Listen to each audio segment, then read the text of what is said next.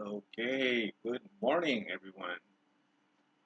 Good morning from Jakarta, and good evening, and good afternoon, anywhere you are in the world. Thank you for joining me. Um, this live feed today, we're going to look at this huge box from RPG model. It's called the Russian Ural 63095. It's a big truck, and it's called the Typhoon U. And yeah, let's do some unboxing. And I think we'll know whether this kit is actually good or not. Probably do his first cut too. Okay. So what do we have here? It says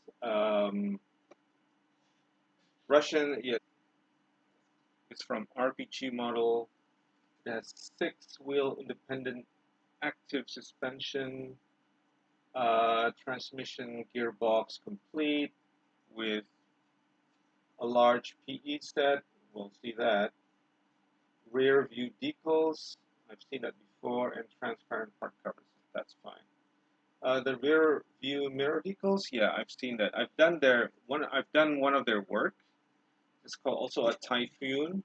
A Typhoon, a smaller armored car, and they do. Hey, water frog, waterproof frog. Hey, hello. Oh, it's already like 10 o'clock at your place, right? It's already late for you. Okay, but very happy to be, to see you here. Okay, I'll just continue. Thank you. Thank you for joining. All right, so it looks really good. It looks really sturdy. I like the I like the artist impression of the vehicle. It's very impressive. I'm just gonna open the box and share you. Oh, you did. You finished the Chevelle model. Oh, nice, nice, nice. I'd like to see it. Um, I wish there's a way you could post your photos in the chat. Is that possible? Or do you have a site where you could share me the link? Maybe a Facebook or an Instagram site? I'd love to see it.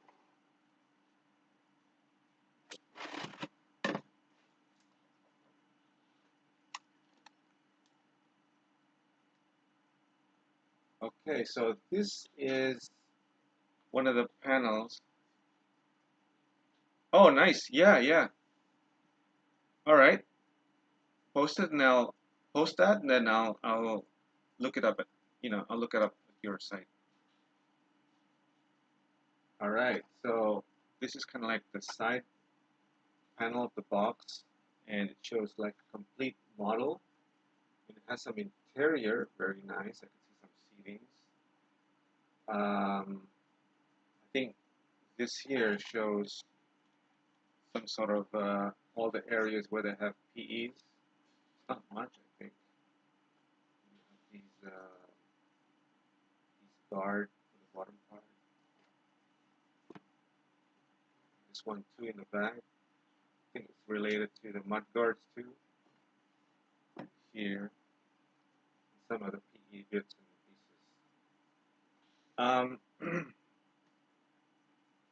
I've done there again. I just said to you. Oh yes, thank you. You're welcome. You're welcome. I mentioned before that I've done their RPG Typhoon um, armored car, and yeah, I think it's a very simple kit, and I think it builds really well. They have a the plastic is soft and easy to sand, and yeah, and the fit is perfect. The fit is very good. Do we have anything? This is just a repeat of the cover illustration and also the detail in the blocks. So this is RPG 1 to 5 scale, and then title is repeated here on the other side, and this seems to be the PE. Okay, thank you, Waterproof Frog. And this is the PE set. I haven't seen it, but we'll see it in a while. It looks great. Yeah, you got some masking, I believe. These are the decals. I don't think there's going to be a lot of decals here. Probably these two on the bottom. Those are for parade. If you want to do maybe a military, what do you call it, an operational version, I don't think you want to use this. You probably use the nameplates. I don't know what these are, but it looks like these are springs. These are springs, and these are the aluminum stickers for the rear view mirror. All right, let's go back. So I'm going to put this aside and get into the box itself. So what do we have seen? And I'm quite familiar with the breakdown of RPG. They would have individually wrapped screws like this, and you know, since we're going to build this,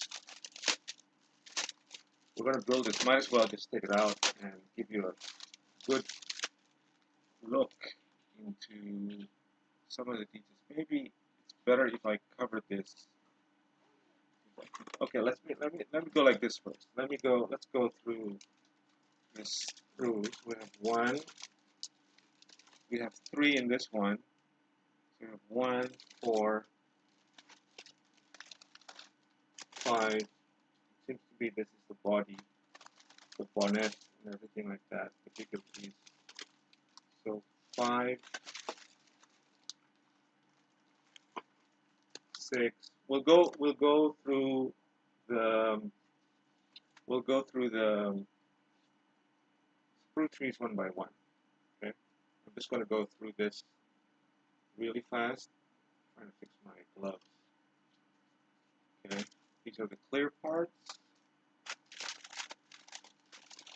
Another one bundled into two, if you can see it over here. Then we'll just go over one by one. And this is the bigger piece. Another big piece.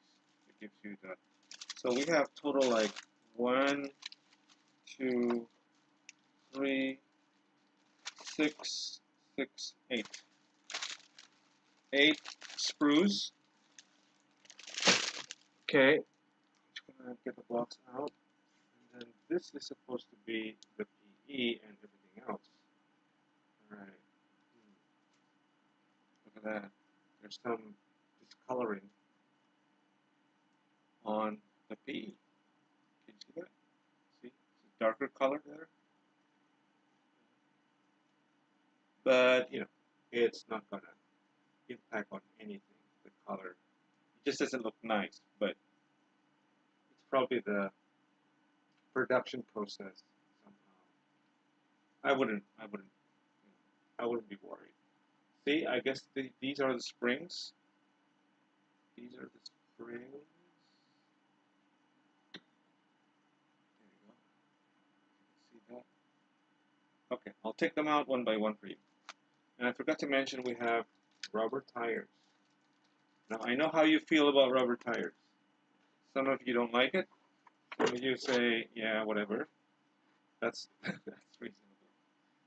All right, this looks fantastic. Yeah, I made this one here. VDV K4686, 4386. This is the one that I made. If I can get you a closer look. This is the one that I made in the past. I should make a video about it. I think it should be good. Okay. These are the other products. And let's flip through this very quickly. And then, all right. So, all right, one by one. Oh, you like the rubber? You like the rubber tires in the plastic? All right. Let's see if I can do this. All right, let's go. I'm not going to go in order, but I'm just going to go through the bigger piece first. So let me take this out. It's plastic. And this plastic, they have it like one of these sealer type, where they have this adhesive on here, so you could reseal the plastic if you need to keep it. You don't have to. You don't have to cut your way through the plastic. You can seal it back in case you needed to keep the parts in one location. It doesn't have any holes. Usually there's a hole in the middle, so you have to be careful. You can lose parts by that, but so far, oh yeah, there's a hole over here. So if you have some small parts, make sure you kind of like close this. Can you see it? It's a small hole. Now, I'm probably going to seal that, but for later. Okay. But for now, let's put that on the side. Yes, I do. Do I sand before I paint? Yes. I sand before I paint. Yeah, and then I sand, and then before I sand, I usually do a primer. That's what I usually do. Now, I'm sure. So I guess this is the passenger cabin. The way it looks, it's probably like this. Was it? Yeah, it's like this. This is an mine resistant vehicle. So this is kind of like the lower part of the body. This is kind of like the vertical wall, and this would be kind of like the roof. And you can see the detail it's amazing. You have these small notches on the surface, and they also created the belly armor. That's it. That's what you call it. It's belly armor. That's it. Yeah. Mine resistant vehicle that have belly armor. Good. Yeah. Thank you. And I'm not sure you could see it from here, but they have a very. They also created a very fine detail. The soldering, the soldering line over here.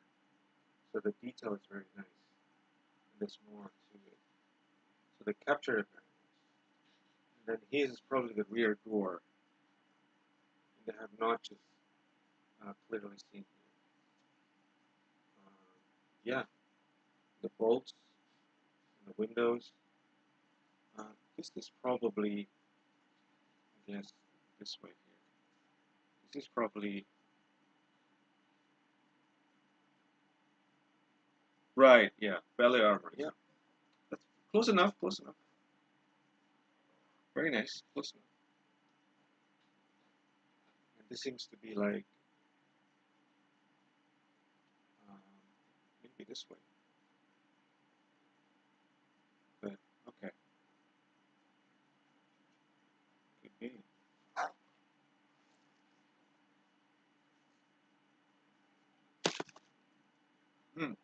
I have no idea what this is.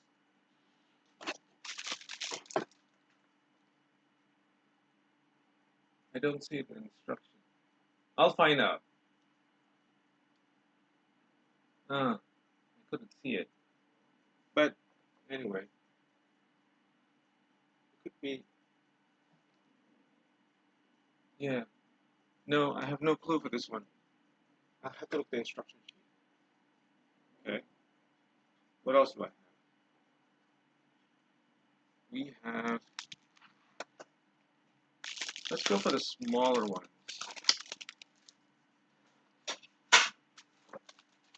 we have a pair of these.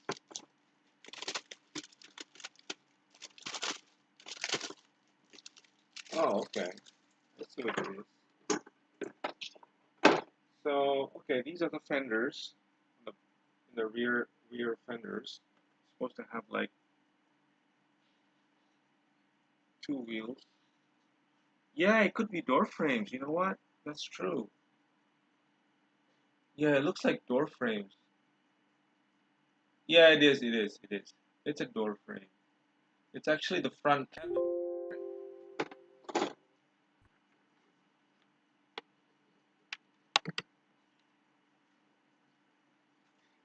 It's the front. Yeah, that's the front cover door frame. Thank you. This, we have 2 pair of them. They're the same. This is the fender. I'm probably gonna zoom in my camera. If that's possible. There it is. Maybe this is better. So this is the fender. One of them. So you get 2 of them.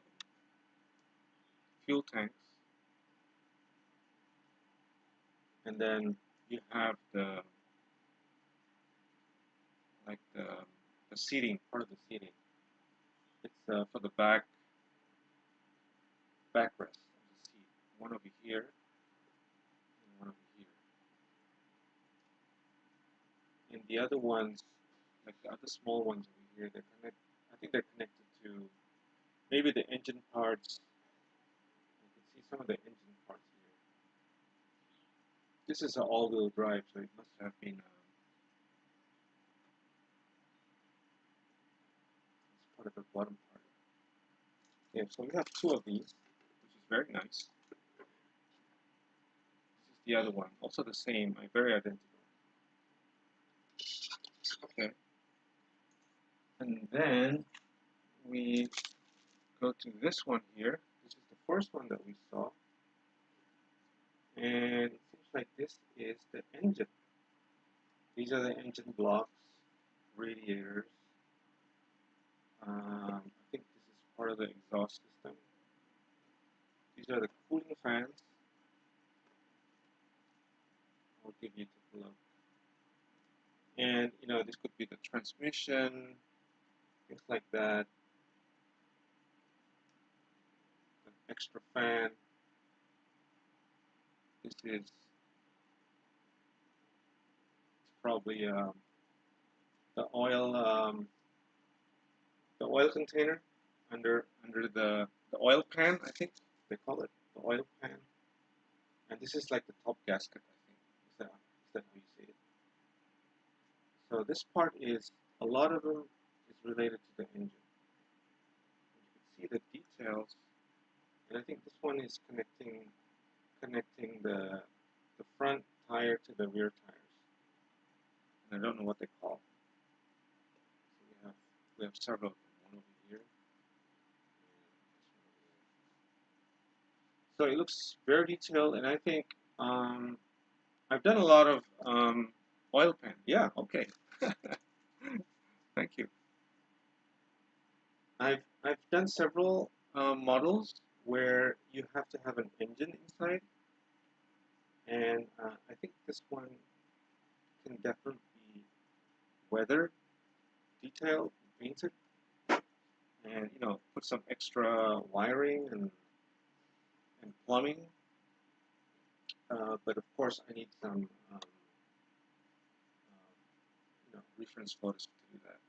Anyway, this looks excellent. What else do we have? Clear parts. Let's go to the clear parts. I'm gonna put this back where it belongs. So, okay, let's see how good is the clear parts. Well, I'm not sure you could see it from. It looks nice from the video, but if you kind of look at it from my side, it is smooth. I think it's smooth, but it seems like it has like a very very fine orange peel, very fine. You can't really see it, and you can't really feel it. So it's very smooth. These are the other ones. For the windows, I think for the rear lights, headlights, this could be like the rear lights too. The engine is your favorite part? Oh yeah, me too. I love the engine. You could do a lot of things, right? Play around with it, add some wiring. Okay, so clear plastic out of the way. And this one here is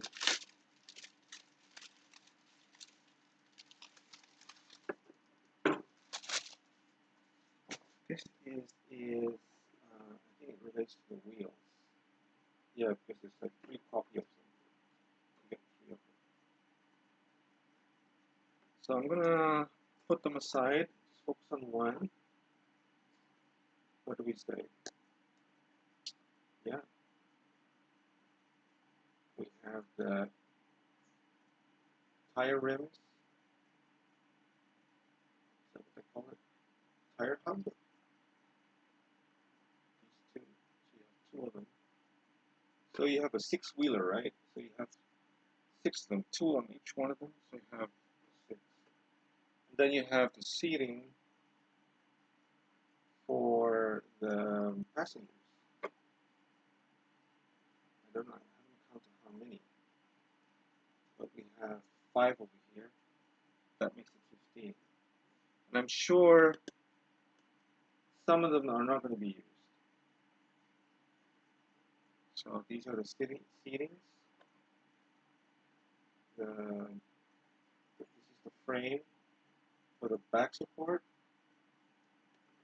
And this is probably part of the suspension and the gear and the wheel structure.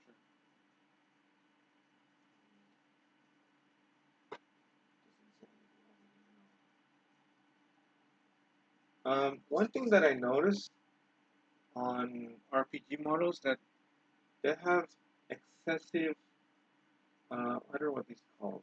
Those are extra here. What I'm holding right now. They have a lot of that. This one here. A lot. You know, you could, like in almost in every piece, you would have them. So you need to cut them as you progress.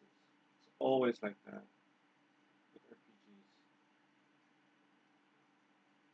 Extra work in sanding. And yeah, this is the same thing as previously. This is probably the hatch. Yeah. So some of them will just have to go as spares, which is good. And the last one, this way.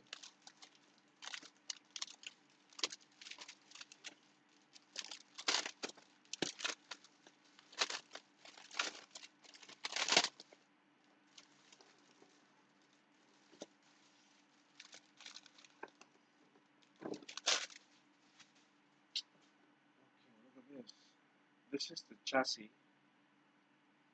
very long chassis beam. So you have one over here and one on the top.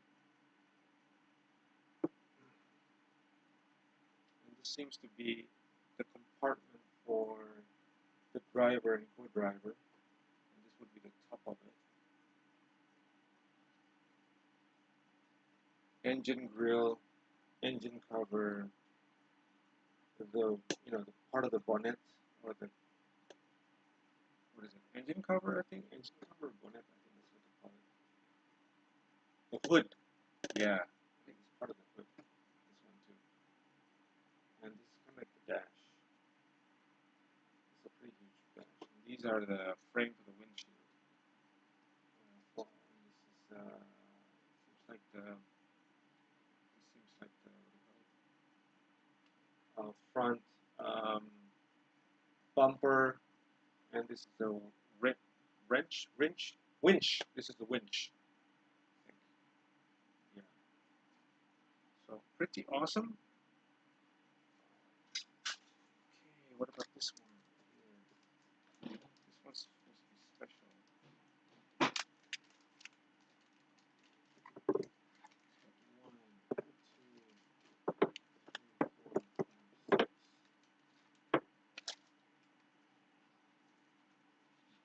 Rubber tires.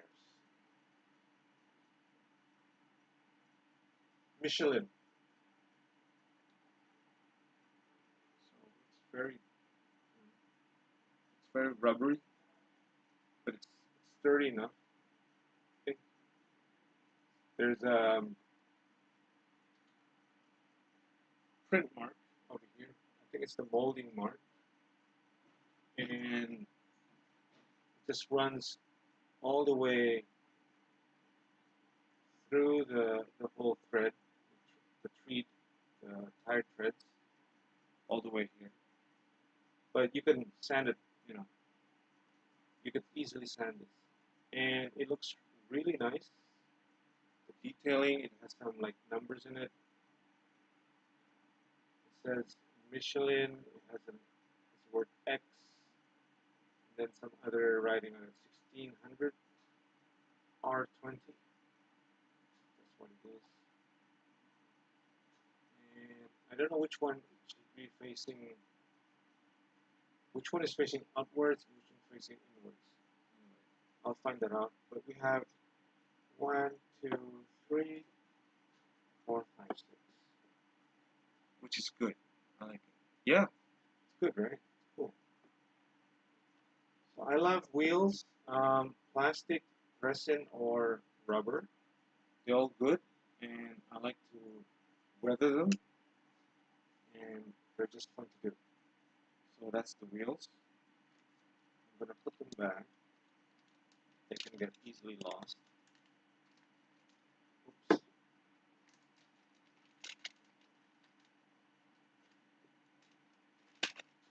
Oops. Okay. And I guess the last part is this.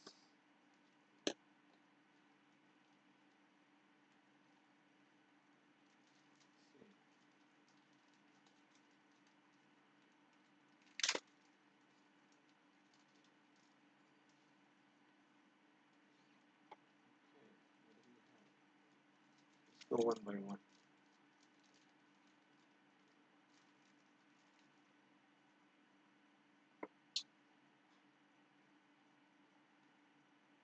See this? This is the piece that holds the mirror for the rear view mirror. It's kind of cool. It's very shiny, but don't lose it. It's so small. And this is supposed to be for suspension. I don't think you're going to see this, and I don't think it's going to work. But it's nice. It's nice to have. Let's see. We can do it. And then this one has some numbers on it. These are the pre-cut. It says something about it, die cut. I'm not sure. I don't know what it means, die cut. But it's a pre-cut masking for the windows, for the clear plastic. Yeah, it has nothing there. Just number it, just to make it easy for you to work on. We have a small decal sheet. It's covered in like semi-transparent paper. Okay. We have 3 different plate numbers.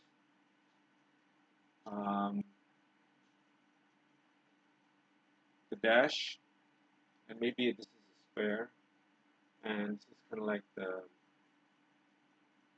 the fancy detailing for the fancy decals for ceremonies or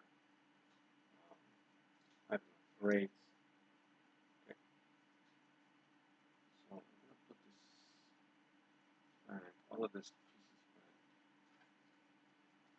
Small. It's not kind of feel need to be extra careful with these smaller parts. They tend to get lost. Alright, and this is the last piece.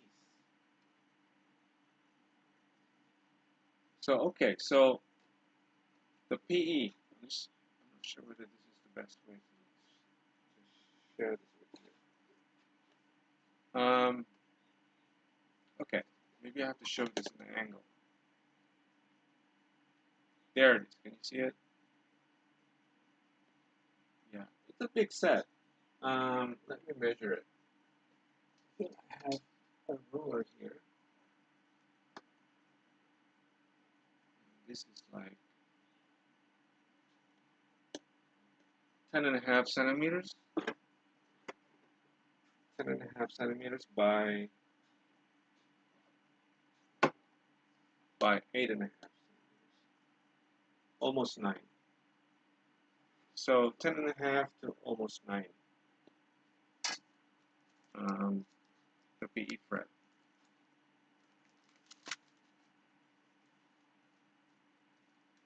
See, I wonder what they have inside it. What do they have? So I think this is related to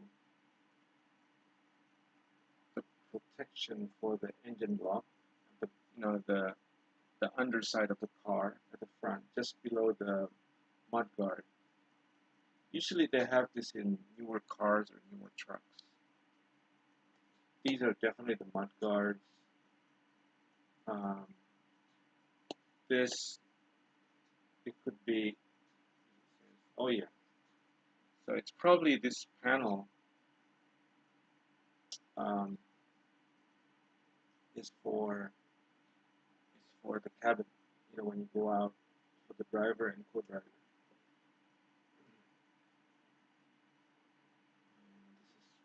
This is the grill. I don't know what for this grill is, but it could be for the AC unit. Anything that requires exchange of heat or air. This one too could be something for the exhaust or anything like that. This is definitely for the fan. The rest I really don't know. You have buckles, but they're too short for humans. So it could be for jerry cans or something like that. These are also mud guards. Alright, so what should we do? We just hit 33 minutes. I would think what we should do is let's do our first cut. Oops. Can you hear that? Crashing in. Alright, let me put this in first.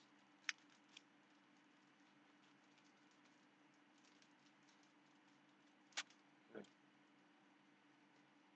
I'm just gonna put all of them in the same place. Just rearranging stuff on my other table. And then let's get into some of the first cuts. I always like first cuts. Okay, let's see what it says. Right. Seems to be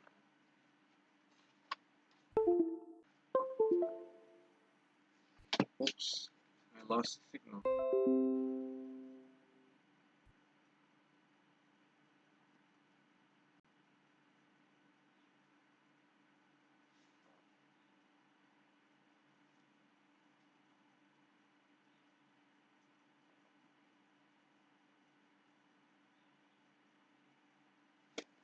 Okay, sorry about that.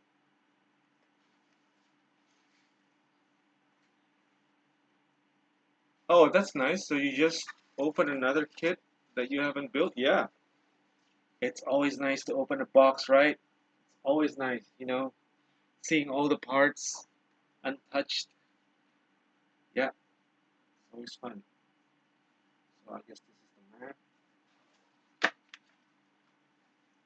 So what's the new kit you have? The one that you're opening now? I guess this is some of the details for the lower part. I wonder if I can do this later. It seems so tedious. A lot of small parts. I can do this too as well.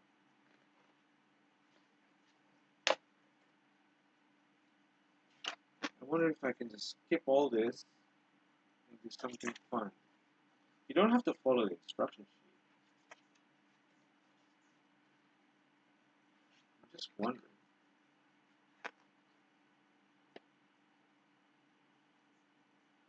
Okay, this seems fun. The cabin.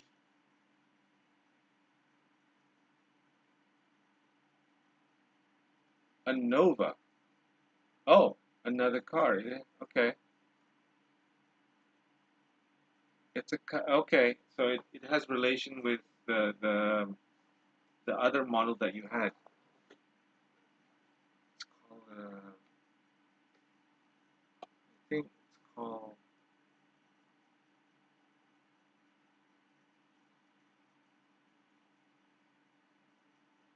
Chevalier. Chevalier. Yeah. So it's the cousin of the Chevalier. That's kind of nice. Nova. So it must be something classic from the 70s. So okay, so this is the kind of like the driver's cabin. I can do this first. It's not much.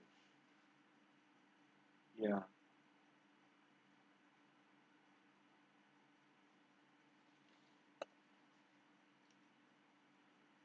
This is kind of like working on the hood. It's quite detailed. 1972. Fantastic. It's American muscle car. So I guess these areas, they need to be created. They need to be installed when the engine is already installed. So I can't do this unless, I don't know, maybe I could. And these are the seatings for the cabin. I always like working on the cabin. Right. Actually, I would probably do the interior first and then work my way outwards. I think that would be the strategy. Get the cabin done, paint it, put this decals on, also this, close it up, and then I can work on the other side. Yeah, even this. I could start working with the interior first, color them up,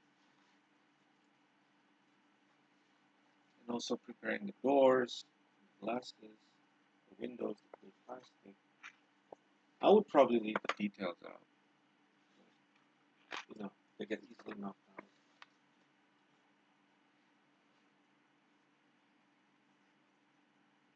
Okay, this is kind of like the passenger, the crew, or not the crew, the soldiers compartment. So this is also something we can do, making this easier. This is quite easy. Just like two sides put together. Then you have the seating. That's a lot. It's like 12 people, 12 seats.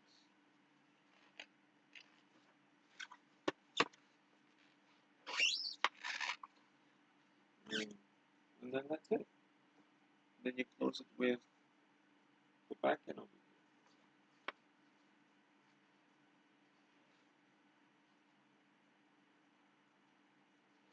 Now it gets interesting at this part when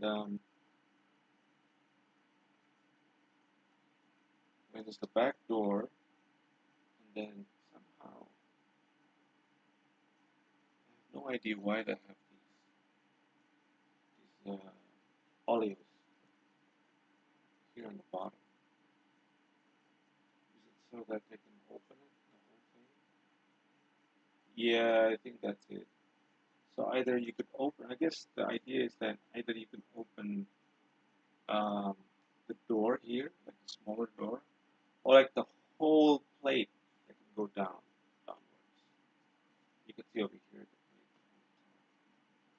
This is like a ramp, the ramp. So this ramp is upwards, but then if it falls like that, then it becomes a ramp forward. Alright, so it's always good to look at the instruction sheet and figure out which one you want to build first. These are the mud guard that I told you about, and there's a lot of repetition work. Like this is like 6 pieces, that means you need 12. And then over there, you saw this, you have like 6 seats on this side, that means you need to do 12. So a lot of repeats.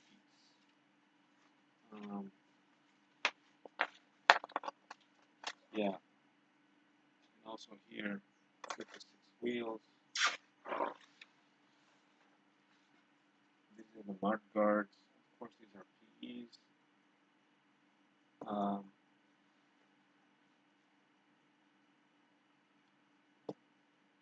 You could tell by the designation PE 842. So that's a PE. This is also the same. PE 826. Like this is all PE. You see that? I don't know why I have to have a PE on this. But we'll just follow through. Alright, so here's the plan. Yeah, it's a big army taxi. That's a good way to say it. And you got a driver, co-driver, and then the back part is just, to fill in people. And taxi is like a taxi. Yeah, yeah. Good point.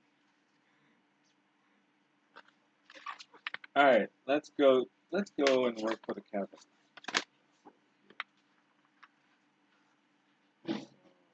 Here's the cabin.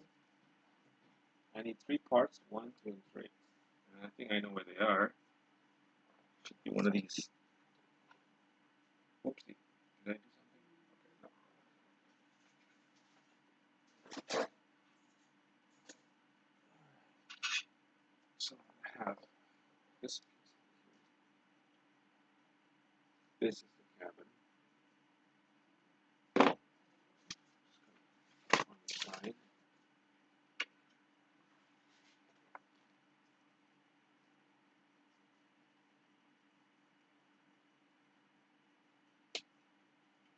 I usually cut slightly off from the surface of the model, so I don't cut it. I don't cut it like that, like touching the parts, kind of slightly off, leaving some. You see that? I don't like cut it right there, right at the edge. Leave some part. Yeah. The rest. That way I can control if there's any mistakes, or I can control the quality of the cut. Now I know it means extra work for me, because that means I have to clear it. Okay, that's one to go. Now if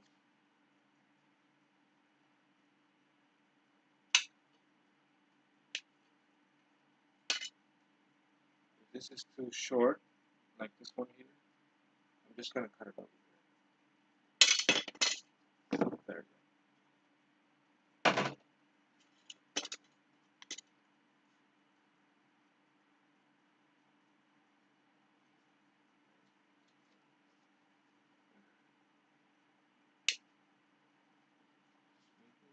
they're smooth, especially when you have parts that is not heated, like it's right there in front. You need to carefully cut these. You don't want to make a mess out of the parts.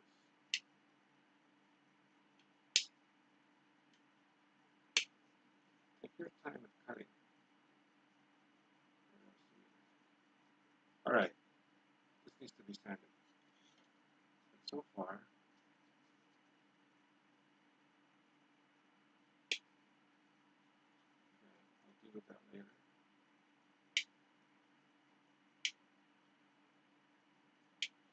Yeah.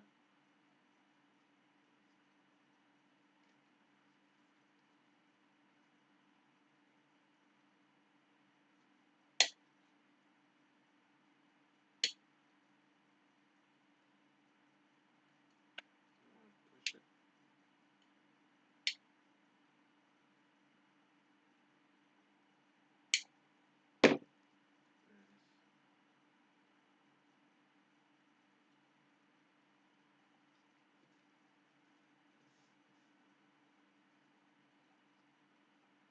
Oh, cool. Okay.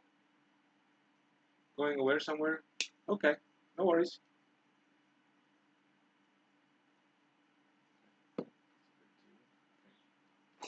So what I need next is kind of a blade that would cut through this.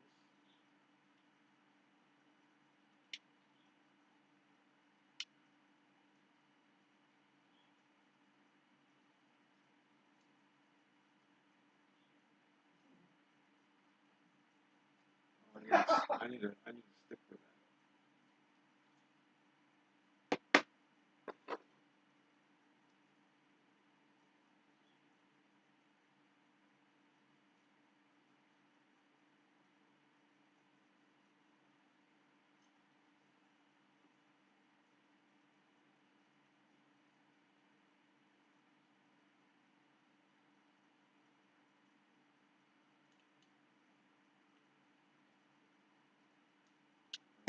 Where is...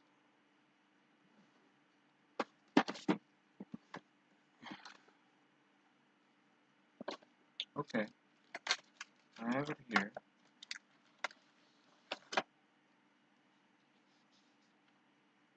I have like a stick. This is what I usually use. Nothing fancy. Just a popsicle stick. And somehow, maybe I get a rough 400 sanding. I know it's probably too rough for you, but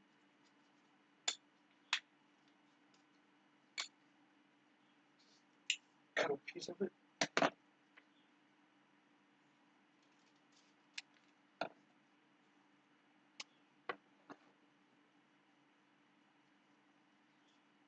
Like that.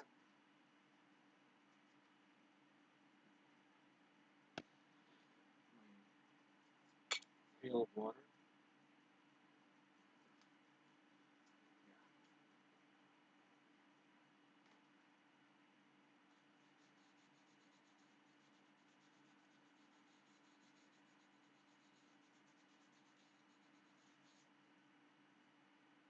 Good. This one too.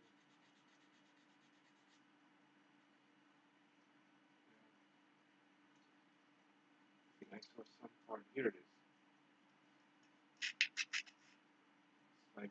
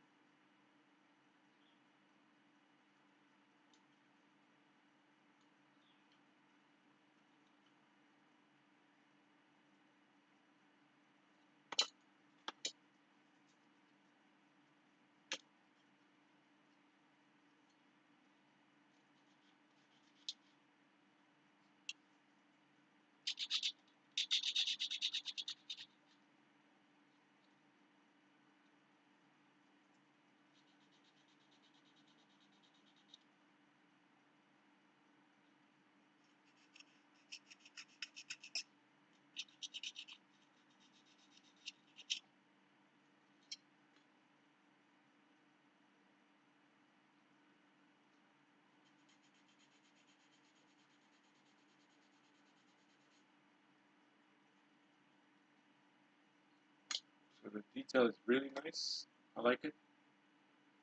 You can see all the bolts showing here. Yeah, and the hinges too. There's nothing inside though, just something like this. And there's a injector mark over here, part of the molding process. So they're all inside. You have like, you can cover this up if you want, but I don't think I'm gonna. I don't think anybody's gonna see that from the inside. But the outside looks gorgeous. And this one too, the same thing. You have some detailing.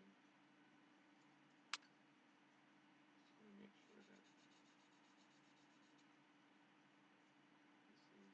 is clean.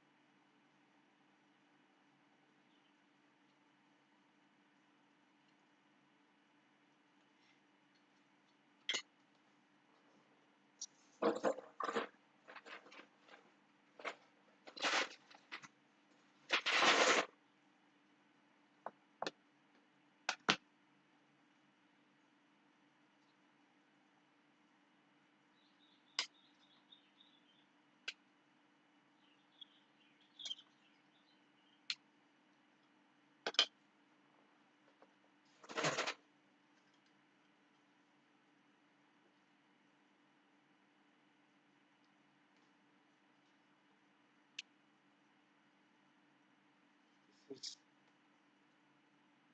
the interior of the cabin, the floor, the front bulkhead, and the rear one over here. And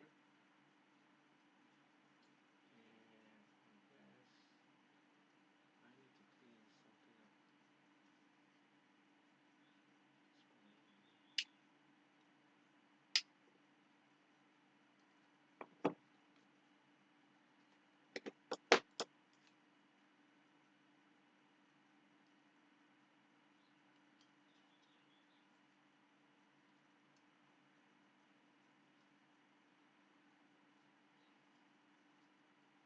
See, on the edges here, they have these notches, protruding notches.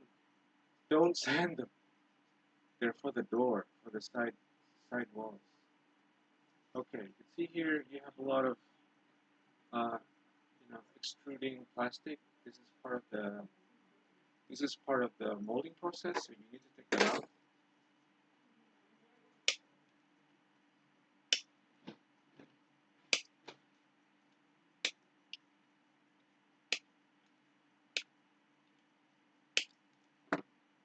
And you need to smoothen them.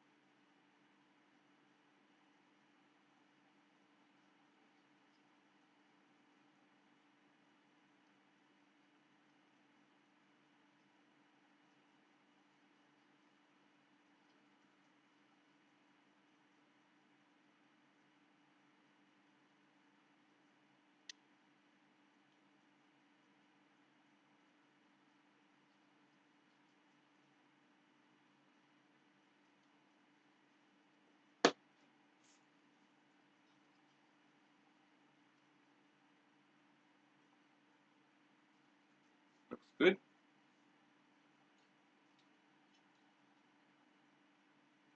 Nope. This way is.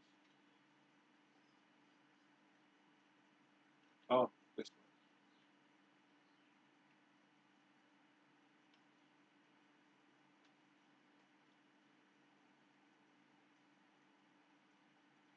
way. Does it fit? Uh-huh. That is the question. Oh, wow. Does it fit? It's supposed to fit. Oh, maybe this way? Yeah, maybe this way.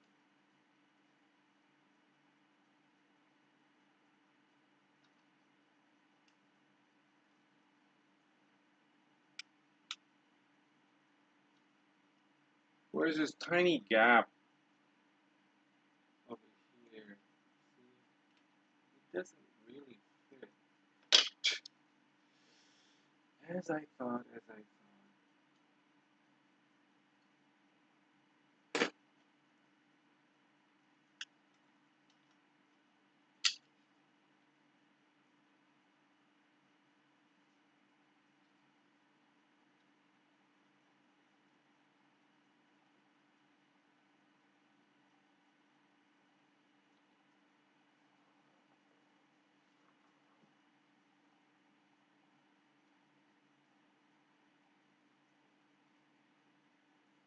It doesn't fit in.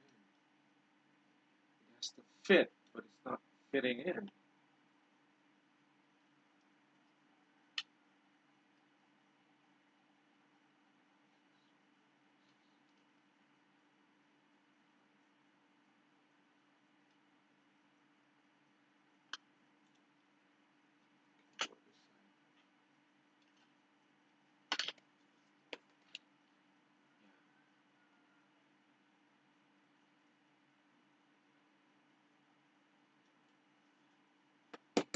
Maybe I could put this a little bit closer.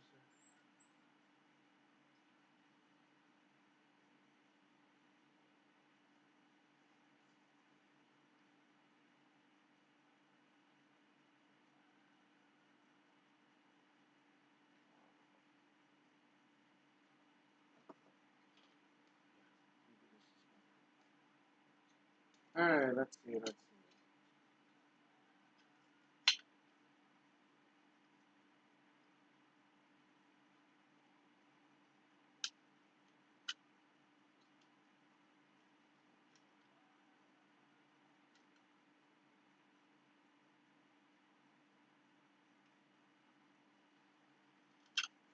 All right, I'm having some issues with that.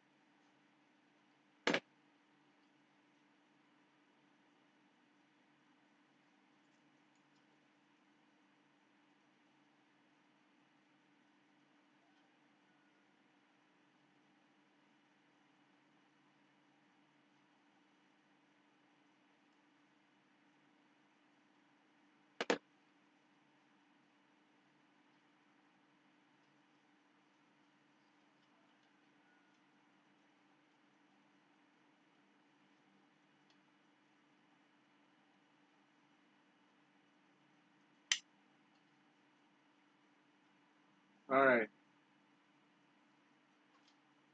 that's as much I can do. Let's put it together.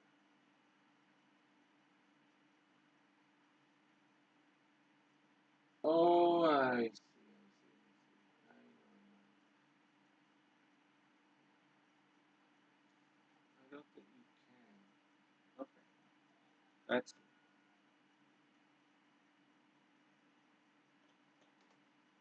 I'm gonna do this on the outside.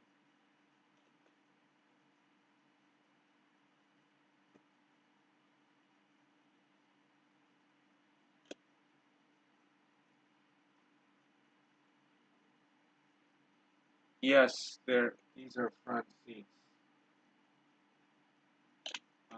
This is like the cabin, the driver's cabin.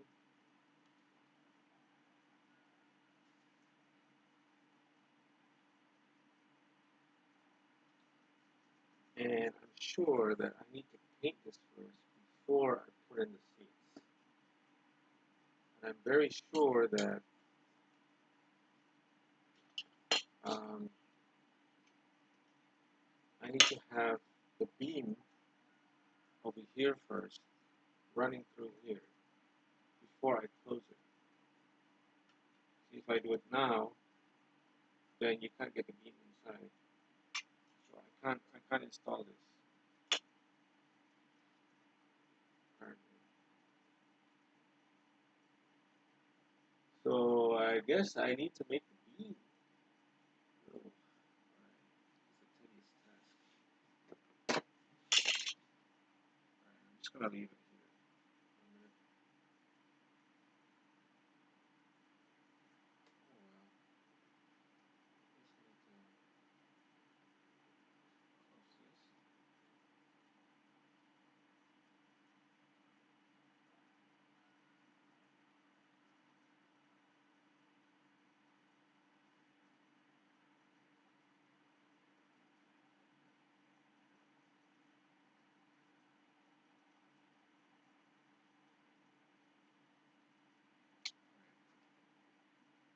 Um, you know what?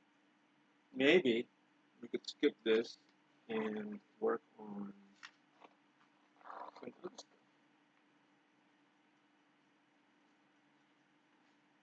Like,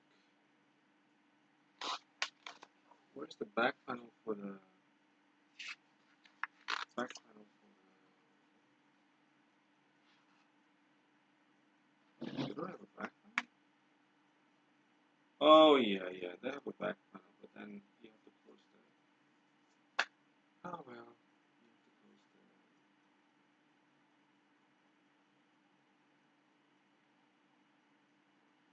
the steering wheel. I could do the seats perhaps. Yeah, like this one here.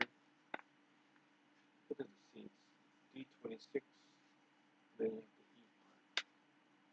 the E part. D26. We need two of them. That means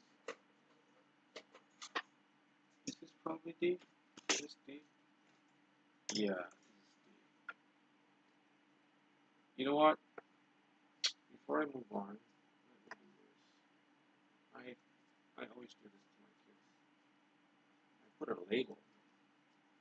It's easier to track what I'm doing. To track what these.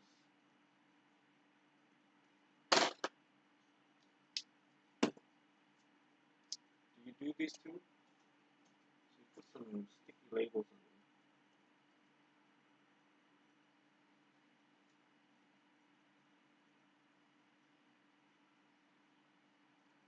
like that.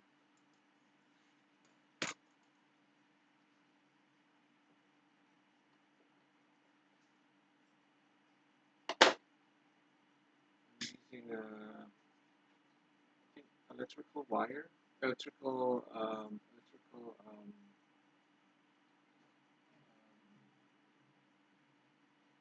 masking tape.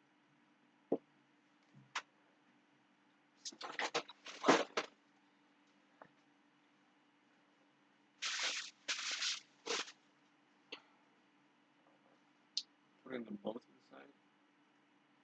Like this. Then I should have some sort of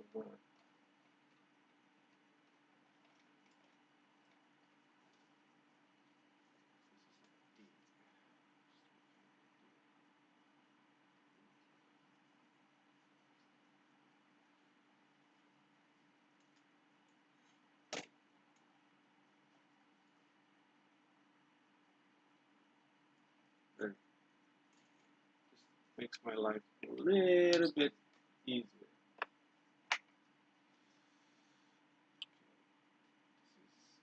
This is off somewhere. And we want a D26.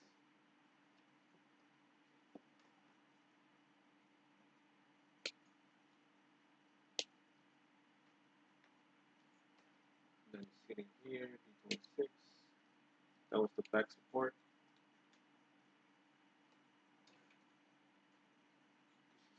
Same.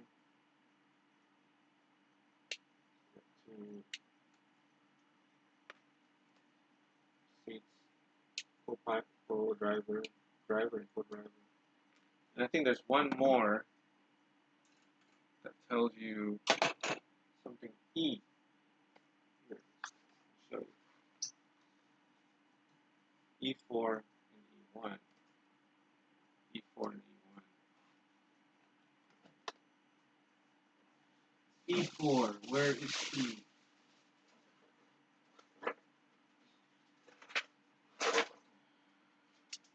E. So this is E. The one with a lot of seats. You see that? So let me cut one of them. E4. But first, let's label them.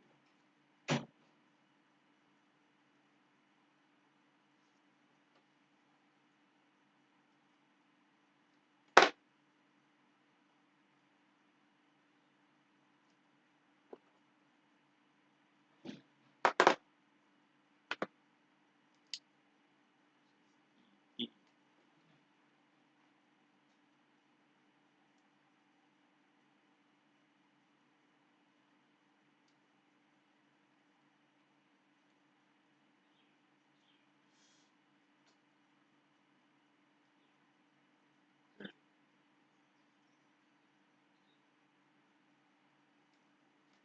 This is E.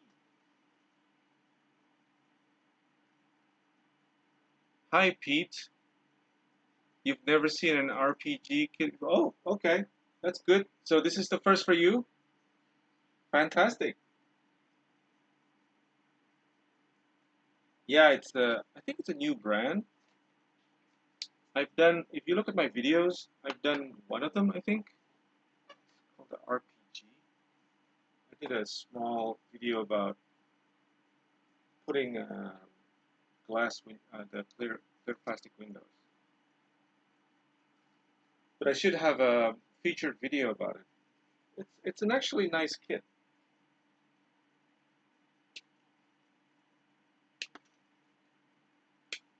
It's made in China, as usual.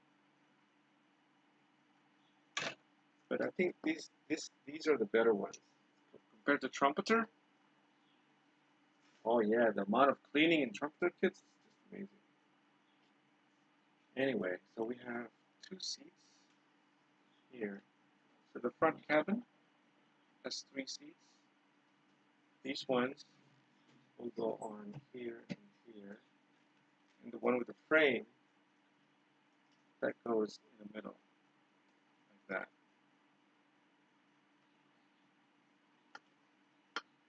Okay. So again, like I said before, one of the issues with the RPG kits is they have these extra plastic running everywhere, in almost all of the parts. And this is just because of the molding process. And yeah, it's nice. I think it's cool. But you know, once you do it like 100 times, it does kind of irritates you. But it is what it is. You just need to work on it. And right now, if you haven't seen my channel, I'm using Bandai Spirits. That's the brand that I'm using. Bandai Spirits for my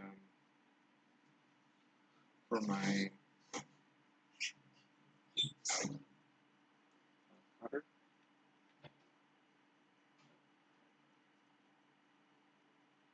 Oh, you have done a few RFM full. Oh yes, RFM full interior kits. I love them. Very good. Yeah, yeah. Looks similar to in detail. Yes, it is similar. Very similar. Okay, waterproof frog. Thanks for joining. Hope to see you soon. Okay, have a good night.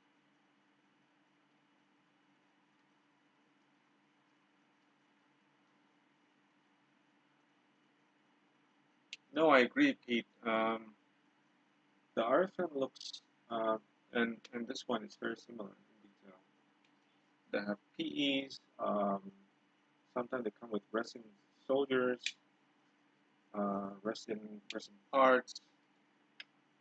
Yeah,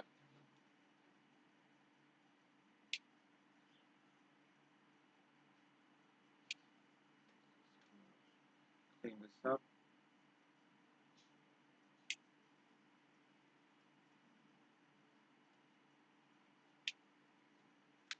So, what was the last RFM kit that you did?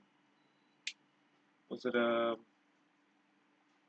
armored car or a tank?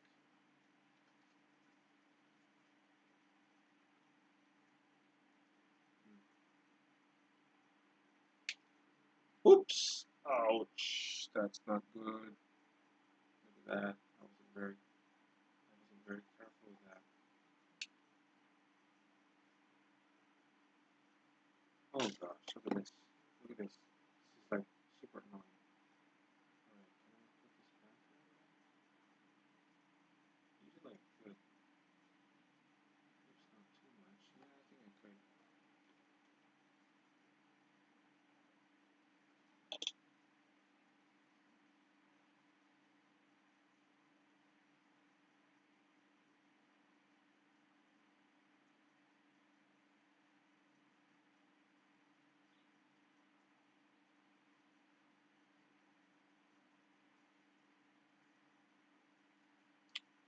So I need to take this out, this internal part. The leopard too. Oh, that's very nice. Yeah. I think my last build was a M1 Abrams full interior. That is just blowing my mind. The turret, the driver detailing, the engine, you name it. Really good. Just finished the King Tiger. Wow. I have the RFM King Tiger. But no, is it King Tiger or Tiger 1? Um, it's somewhere in the stash. Always somewhere in the stash. No, I don't think I have a King Tiger.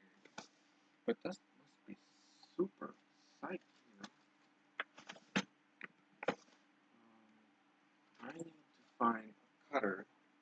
I have a special cutter for, um, cutting parts that is kind of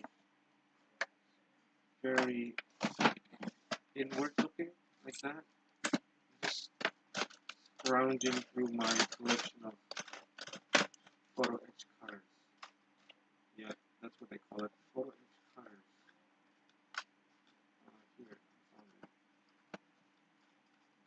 Just grabbing them is hard. They're just so thin.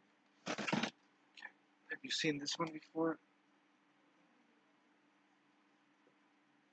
Oh, sorry. Here it is. It's called the Hasagawa Tree Tool stainless steel mini cutter. It has a blade on the bottom. This is a very fine blade, and also on the top sometimes. And it's just super thin. And for areas that require very fine cutting, you can.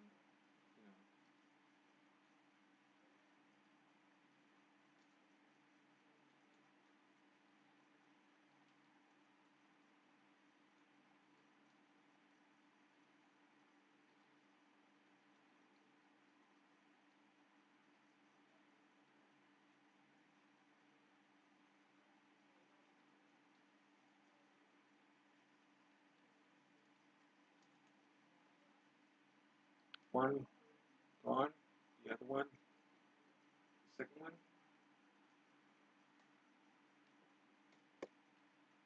Let me do it closer to the camera.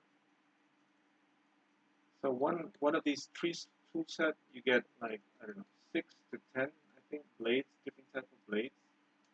They come in different sizes. And this one is like a teardrop, but also there's another. I'll show you some more here.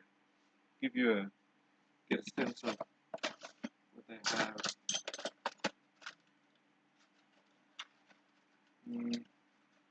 They have also like a banana-shaped one. So it's pretty diverse, and you could use it for different purposes.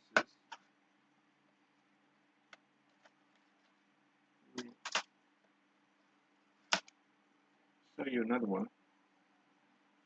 Oh, let me get something like this. Let me get another one. Here it is. You also have like a straight.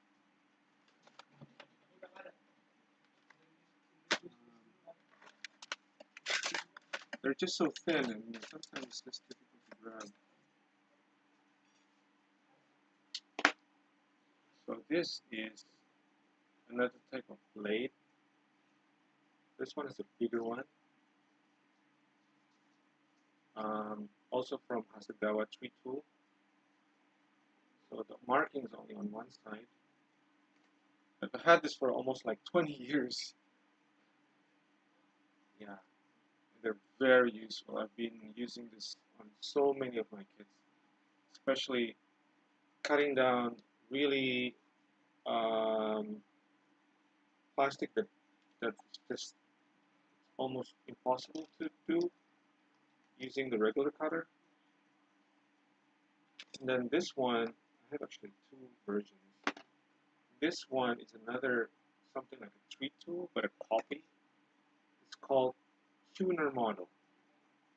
Tuner, T-U-N-E-R, tuner model. Tuner model manufacturer, Chinese brand. And also the same thing. They come in one set, comes in one plate PE. They come in like several types of blades. I have these, and there's many more in the box, but I'm just showing you a couple of them. You might be interested in getting them for your tool collection. Yeah, and they're just priceless. You know, they last forever, basically, if you take care of them. Okay, so I'm just put them aside.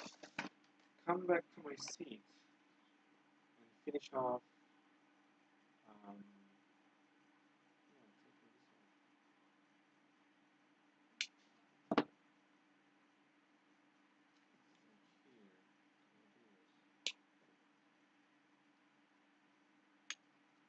I think most of them are gone. So maybe the next step is kind of sandpaper. This is 400 grit. I have 400. This is 400 over here. This is wet and dry sandpaper. This is a local brand.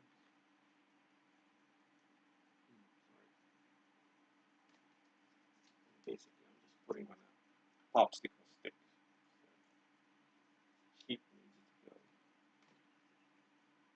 And getting clean some parts.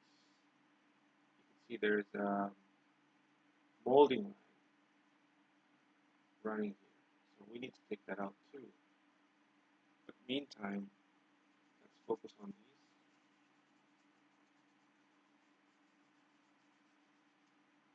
So I have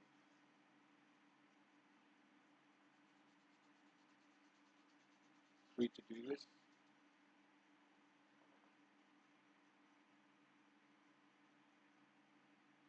You did the Abrams last year. Oh, that's nice. Yeah, very, very impressive. Yep. And you love using the glass files. Yeah, yeah. I love them too. Very nice. one of the things. It's a very useful tool for cleaning parts. I love using the glass files for cleaning parts. Yep. Same here, Pete. Okay. So that's one. There's one over here too.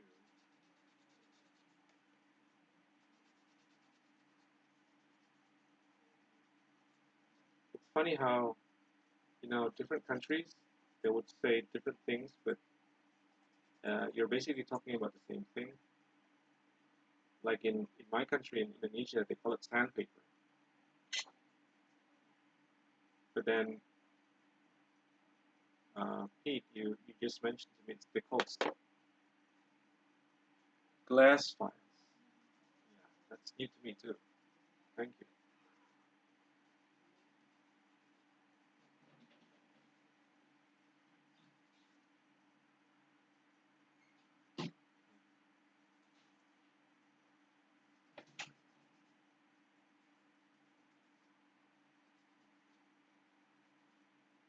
Okay, these are the better ones.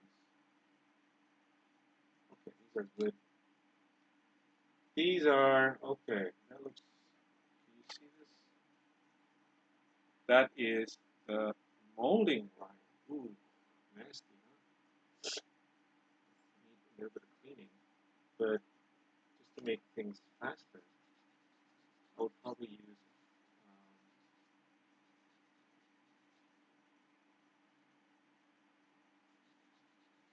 the end of the cutter to scrape them off.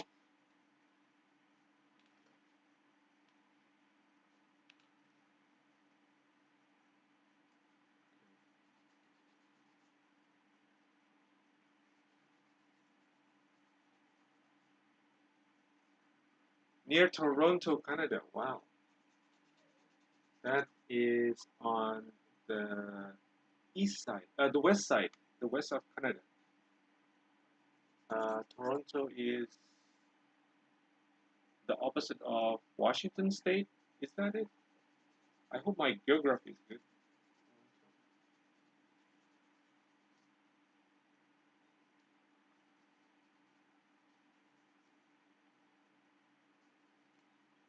My wife actually lived in Toronto many years ago. Um, she grew up. Um, she grew up in the suburbs in Toronto, and yeah, she went to school there. Toronto is in the east. Yeah, I think so. Toronto. Yeah, that's right. That's where my wife. Um, she had her childhood.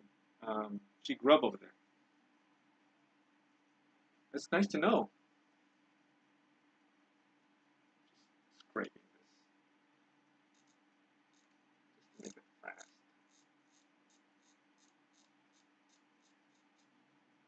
There you go. It's gone. So I need to do this for the same purpose. I need to do this too on this side.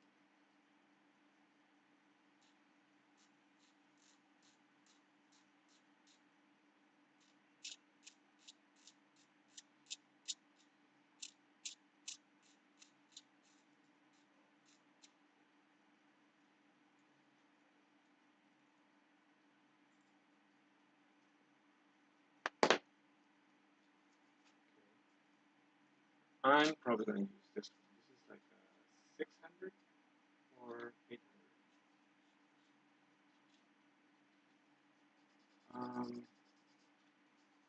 What suburb? Okay, I can ask.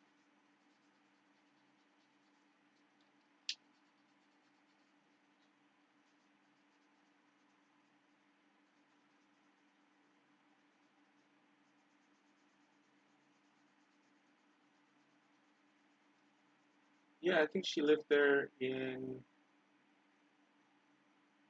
She lived there in between 80, 84 and 84 to 88, and I think she finished her elementary school there. Yeah, I still have some pictures of her. I mean, she keeps childhood photos with her. Yeah, let me grab her and see what suburb she was in.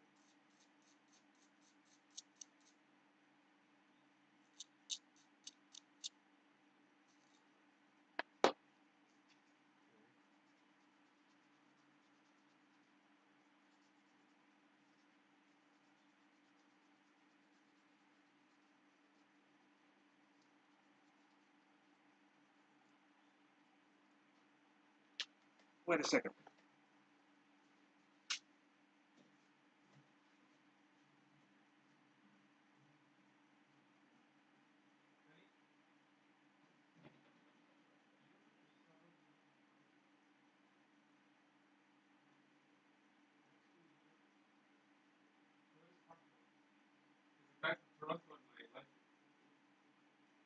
Joyce Parkway,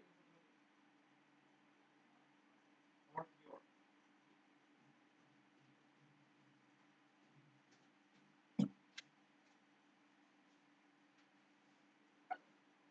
Hi, Pete. I'm just back. So she stayed. The suburb is North York.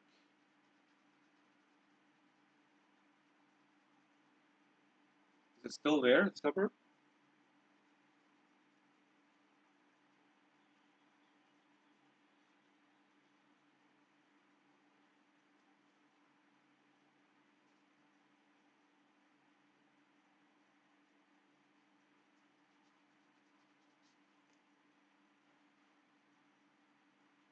So that's kind of clean. Close with that. No more.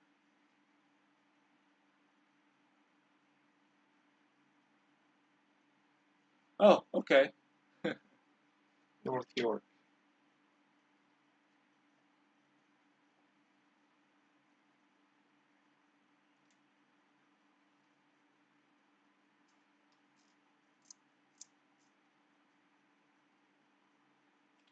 You grew up in the West End. Oh, that's nice. I'll tell that to you. I'll tell that to my wife.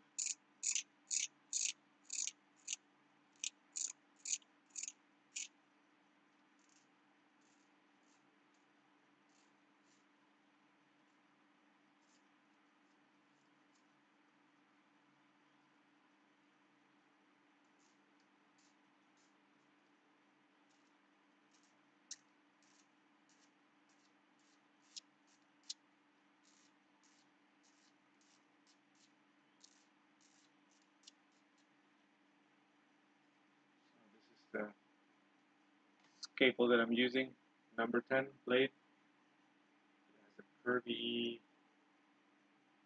appearance. Etobicoke suburb. Etobicoke suburb. Okay, great.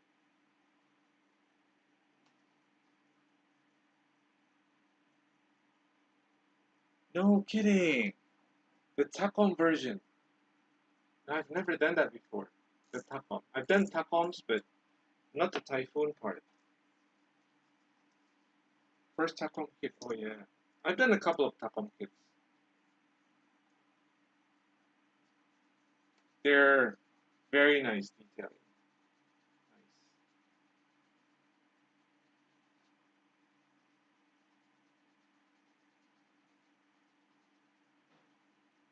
Yeah, they're great. Tacoms I think I've done the German. Was it Fush? Fush? German Fush? I think it's one of the modern armored cars with like 8 wheels. It's not a weasel. I think it's something else. But yeah, it's good. So this is a Typhoon, like the armored car Typhoon with 4 wheels. Oops, wrong sandpaper.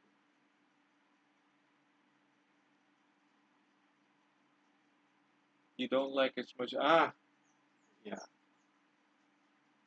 yeah. I would put RFM on my top list. There's a lot of cleaning up to do in Tapcom kits. That's what I remember. Not a fond memory of Tapcom kits, but yeah, they need some cleaning to do.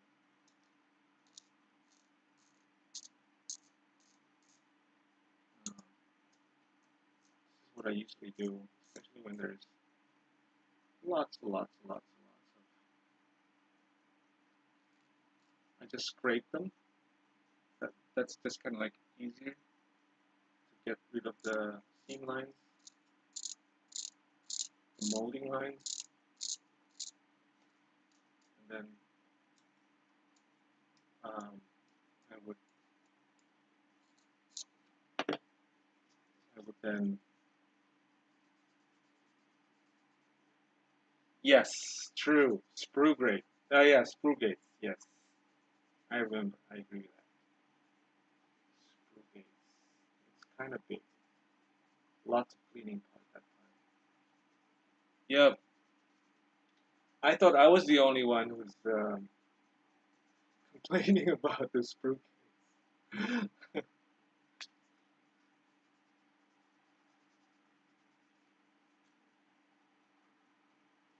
You know, if you're near Toronto, this is like almost 12 o'clock at night for you. It's almost like 12 hours difference.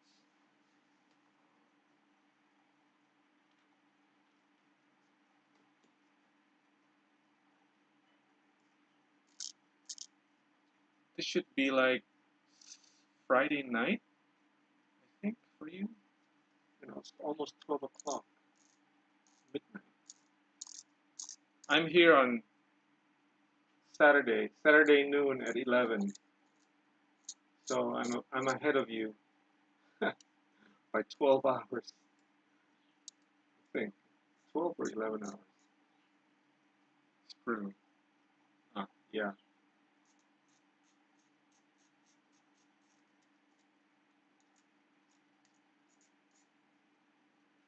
12:25. Wow. 13 hours difference.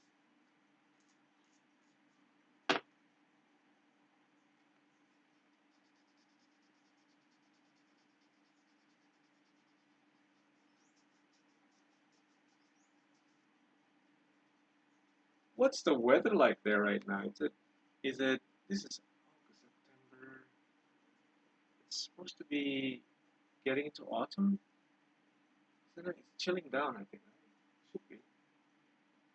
That time. September, October. Yeah, it is. I'm in the future.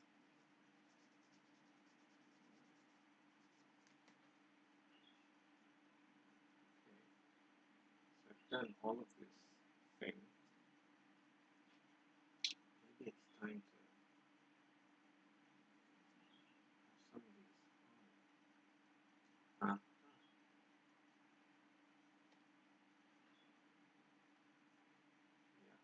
yeah. So that's how the seating is going to be. I'm just going to put a bit of glue. Keep it upright for a minute.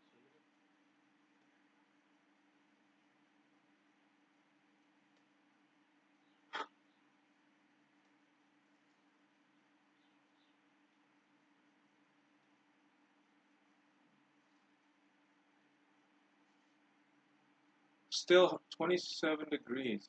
Wow, it's still hot. Yeah, I see.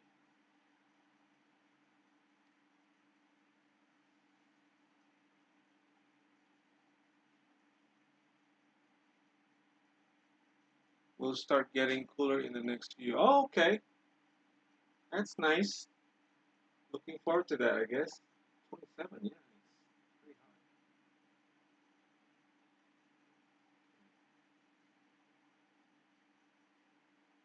That's one seat to go.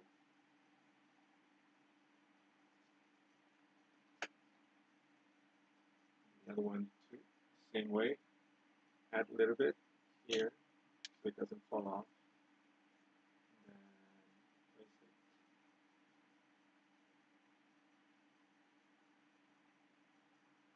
Sure, Pete. Thank you. All right, keep in touch. Thanks for joining me tonight.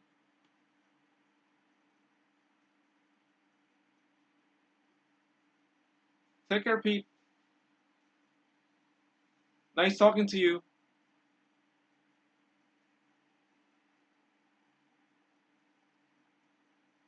Take care.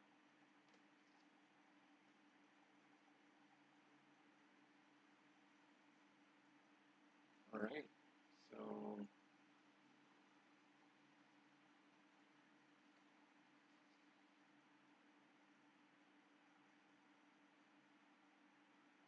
2 seats for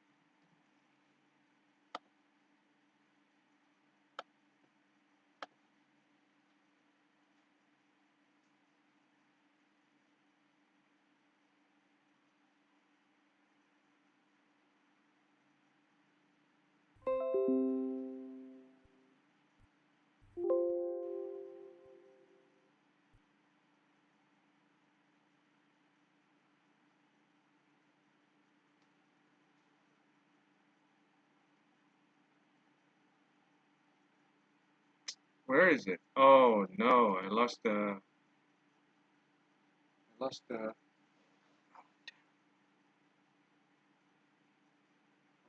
feed. Wait, wait. Let me get back.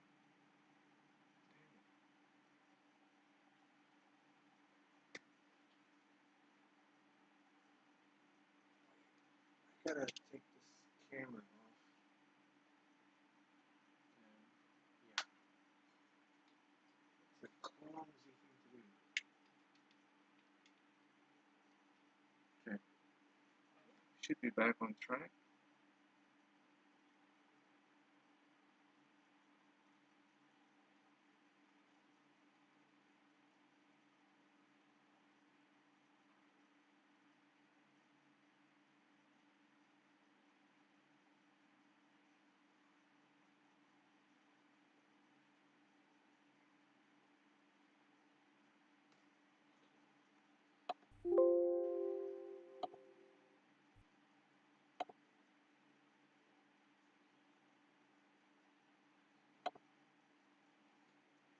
Okay, so the other part of this, so I have two done.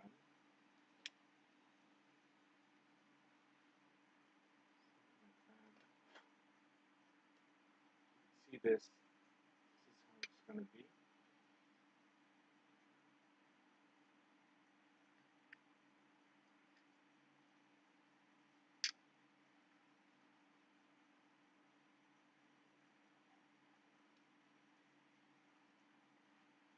I wonder if I could.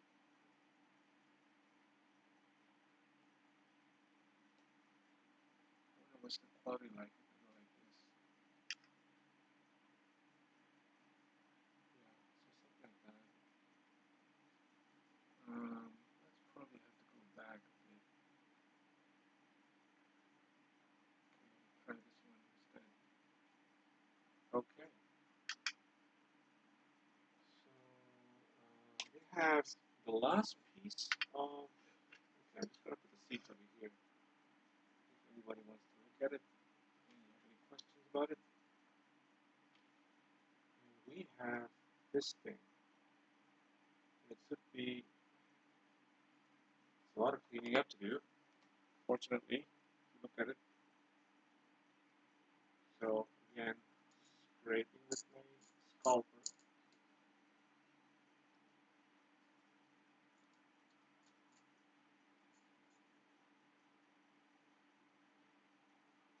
see there's a little bit of extra plastic over here and also here. I need to take that out. And of course you have here. So okay, I'm going for the 400 grit sandpaper.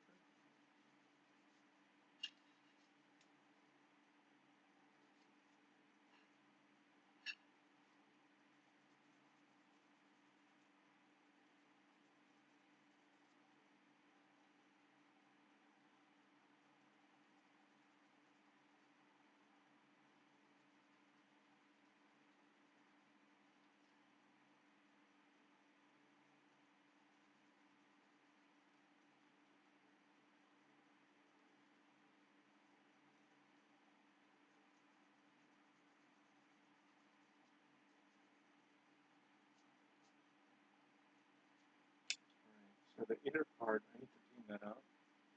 I'm probably going to use this one, scalper number 11, just to go through here and carefully take out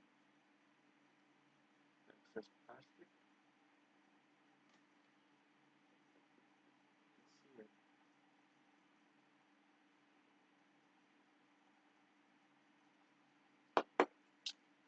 Then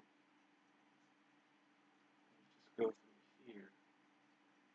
Maybe can I do it? Yeah, I think I can do this. Maybe even better if I have a smaller one. Just like that, I guess. Just fits in the hole. Okay.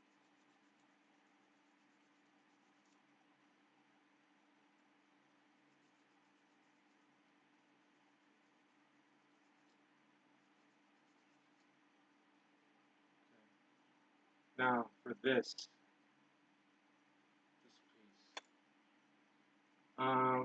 What I can do is I can use a scalper. I could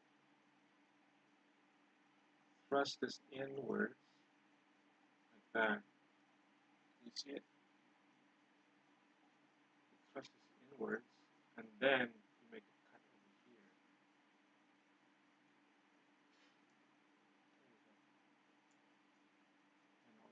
And the next thing you need to do is just kind of like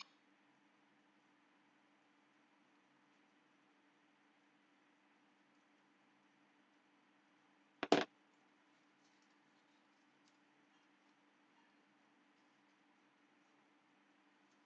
a little bit of water.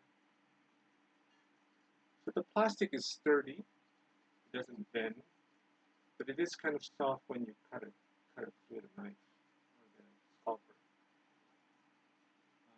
But it stands quite sturdy, so I'm not afraid about having it bent or broken or snapped off accidentally. I've seen some model brands that are something like that, so you need to be extra careful with their plastic quality.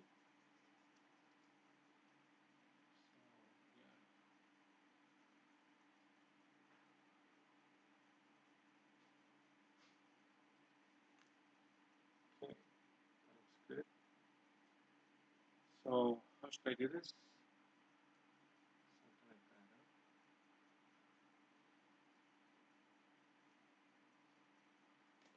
Huh? So this is the ceiling, and it looks nice on the sides. This is the backrest. This would be the passenger in the middle. So it's a three-seater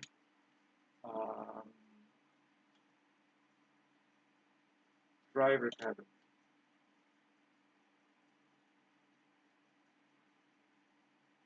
Okay.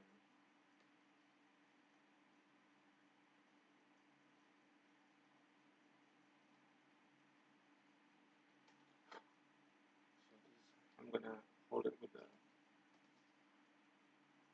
give you a good look at it. So definitely I need to paint this first, maybe add a few oil paintings with it, with the cushion, and then place it in the cabin. seen this one, the middle one, and this is the driver and co-driver seats. That's kind of cool. It's also the same one. We have identical one for the left and the right side. And let's see if we could place them up over here. Good.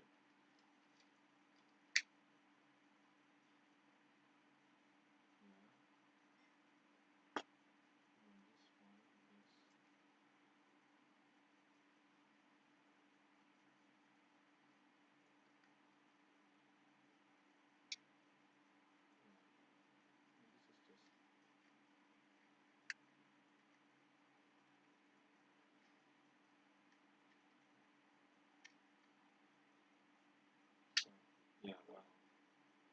I haven't glued them yet.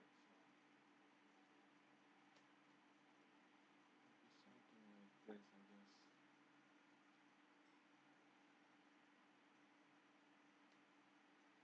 That would be kind of like the arrangement.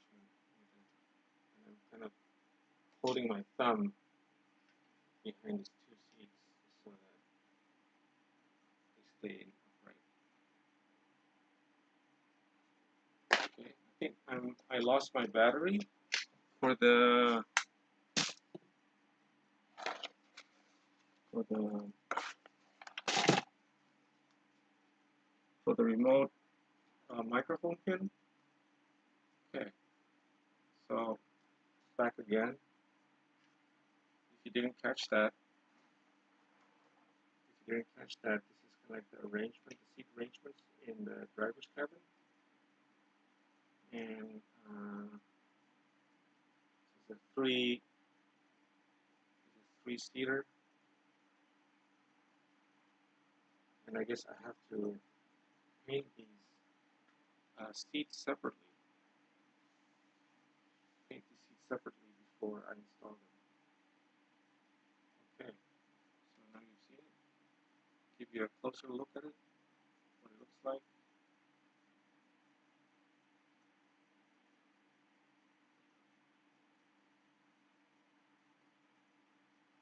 Okay, so put them aside for a minute.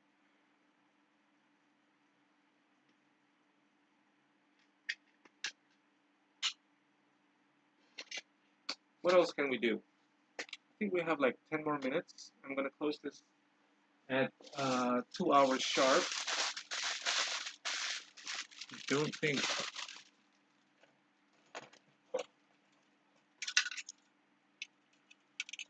I could work on, what can I do?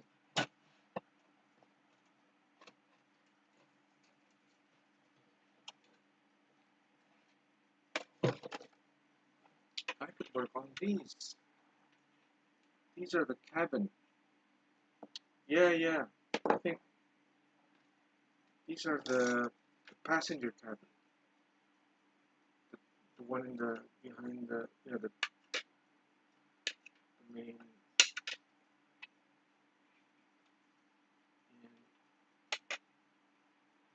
And this there's one over here. That it's supposed to be like that. Not like this, but like that. That's at the bottom. Okay. I'm going to do the other one too.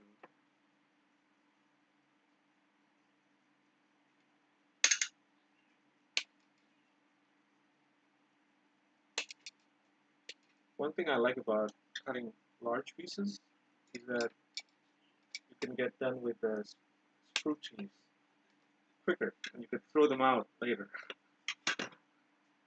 Throw them out sooner than later. That's what I meant. Okay. This is the section of the belly armor. This is kind of big one.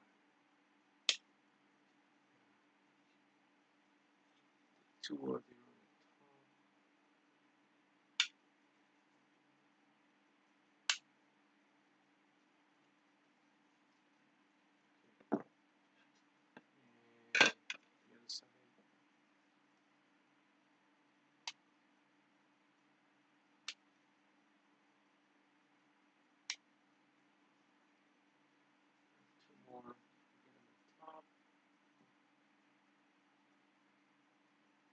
Um, how long to finish this? That's a good question. I usually spend around 100 hours, and I spend about 2 hours a day working on this. So that's like 50 days, 50 days of work. How did that translate? So maybe like 2 months if I do this on a daily basis for 2 hours. That's including, you know, painting, gluing, detailing, and so forth. Yeah, I hope that answers your question.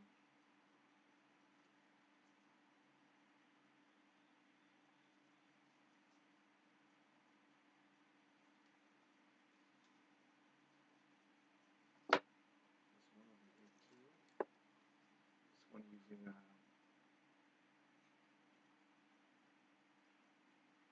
sculptor.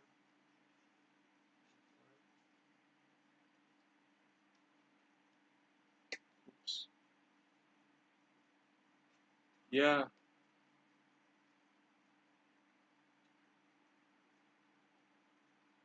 it does take time. And what's worse is that usually I do like several kits at a time, like 2 or 3 of them. So I won't have this kit done in 2 months. I'll probably have it done in the next 6 months or something like that. I have to divide my week with 3 other kits. If you look at the, sorry if I'm off screen. If you look at my live feed, you'll see that I'm working on several different types of kits. An F-14, an F-111, then a Russian military van, and this. So, yeah.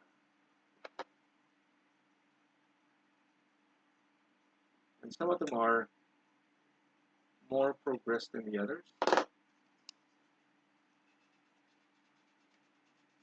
Like some of them are like, I've done the painting, or, and the wheels, things like that. Yeah. What about you? What kind of stuff are you doing?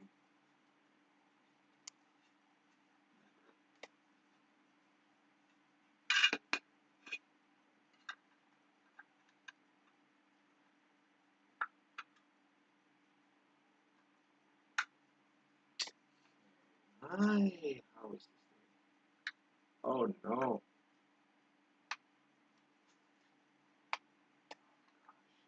Throw that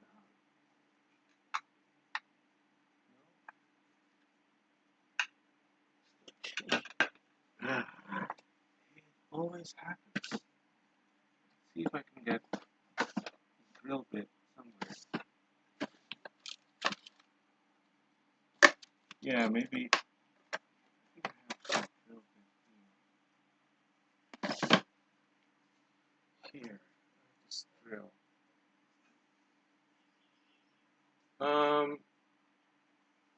I think I bought it for. It should be. There should be a price here. I think I bought it like for what? It's it's in rupiah. It's 600 rupiah, so maybe $45 US. $40 perhaps. I think it's $40. $40 US. If I could translate that to the US dollar regime.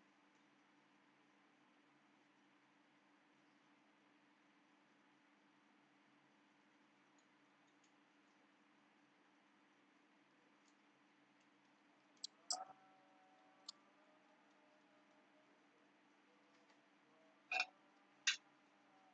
I need to make this a little bit bigger.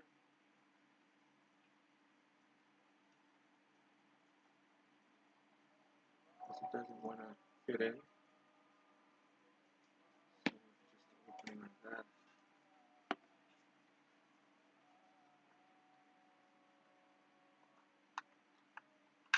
Okay, another way I can do this is, it's funny though,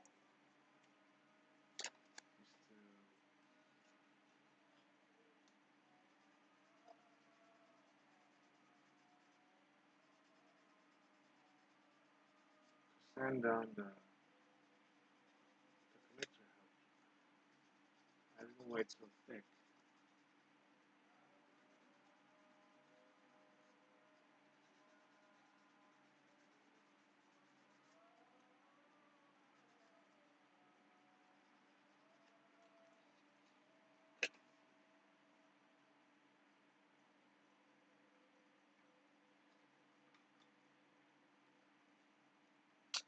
Well, I'm not really too.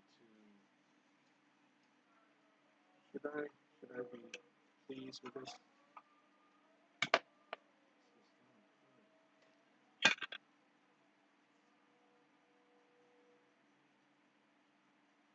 Oh, okay. So it's the Tamiya Mini 4-wheel drive. Oh yeah, that's a big hit too over here. Yeah, I don't play it, but sometimes I would see people playing. If I stop by at the mall, and you would have some special gaming floor, and you would see people compete with each other. They're really into it, you know.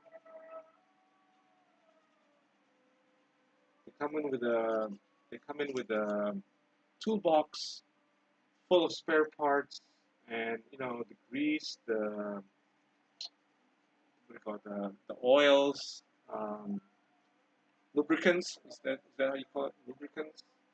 Then the parts, accessories, and the tires. Different types of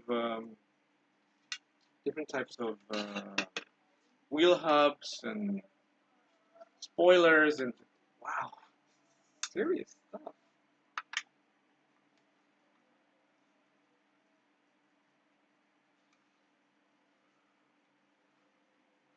Yeah, but it's very fun. I love watching like that kind of stuff. You know, just people who's really dedicated to the hobby, regardless of what hobby it is. All out.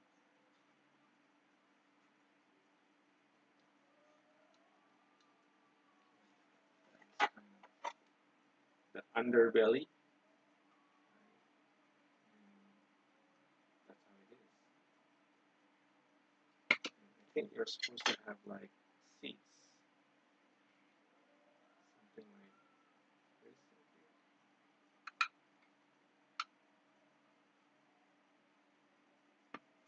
You're supposed to have something like seats like this.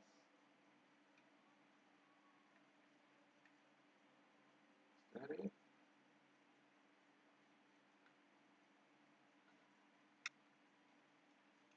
Wow, that's difficult.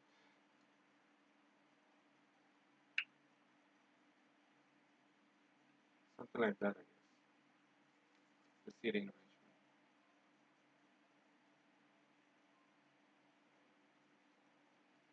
There are some people who spend $300 to a Tamiya to a Tamiya and build for this. Wow, that's a lot. That's a lot. 300. Yeah. Um, I don't know. I don't know what do you do with 300 for a Tamiya Mini 4-wheel drive. Is it like the accessories, the spare parts, or more like the mechanical things like the engine, I don't know, is it the dynamo, or the mini engine, mini motor, or I'd like to know actually what do is it for the paints or what do you do with the 300? I'd like to know that. It's quite interesting actually.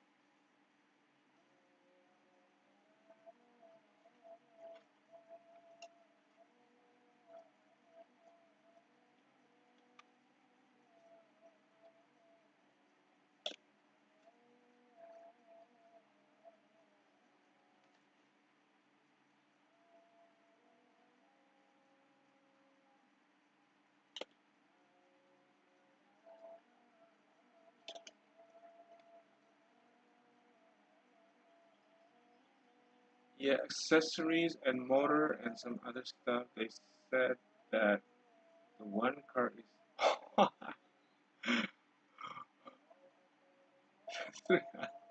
okay. Wow. Yeah, that's a lot of dedication and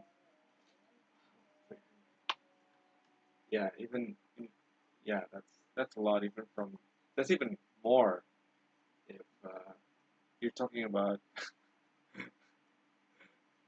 yeah, the place I live, 300 can go a very, very long way. I think for many people in my country, $300 is like 1 month's salary. That's a lot. Yeah. Anyway, that's really interesting. And, yeah, it's a lot of commitment.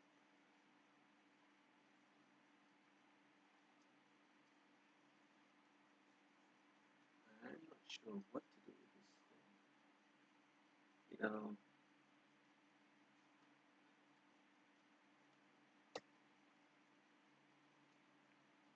There's supposed to be a door, and if you open it, you also have this. There's no other details. Just, just that. So I have to fill that out. Yeah, yeah.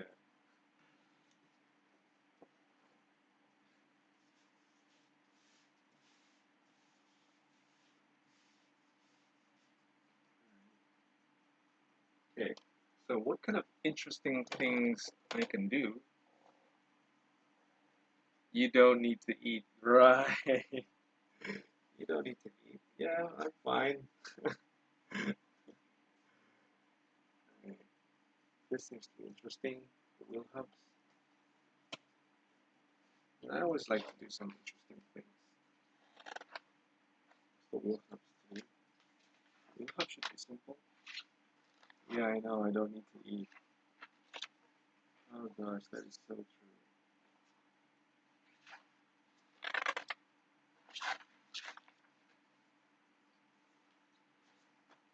Oh, look at that.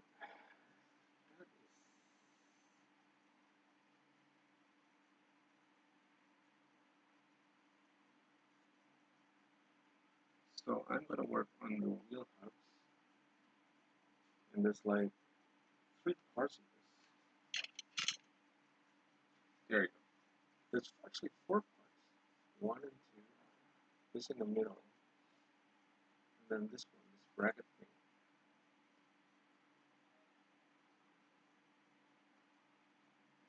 I know it is. Yeah, there's just a lot of small parts. And if you look at it, the instruction sheet. Let me give you a unzoom.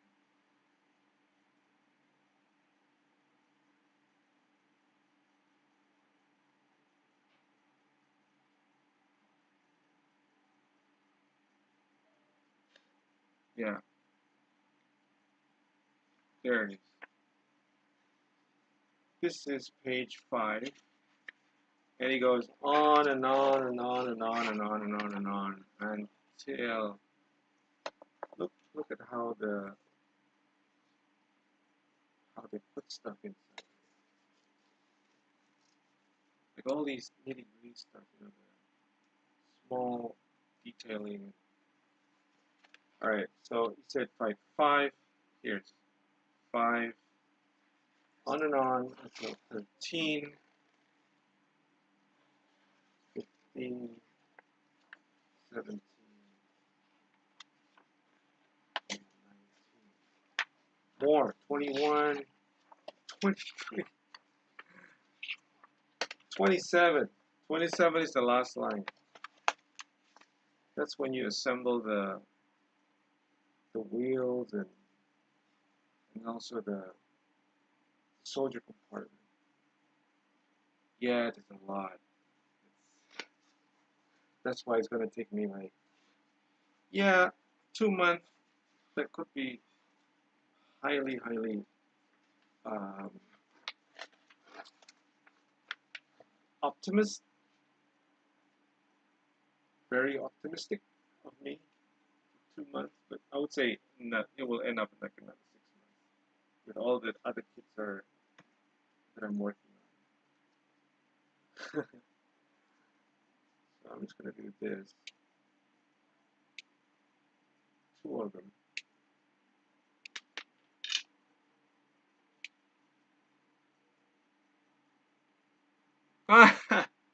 Yeah, yeah, got you there. Yeah, it's insane. I think this model is an exception. Um,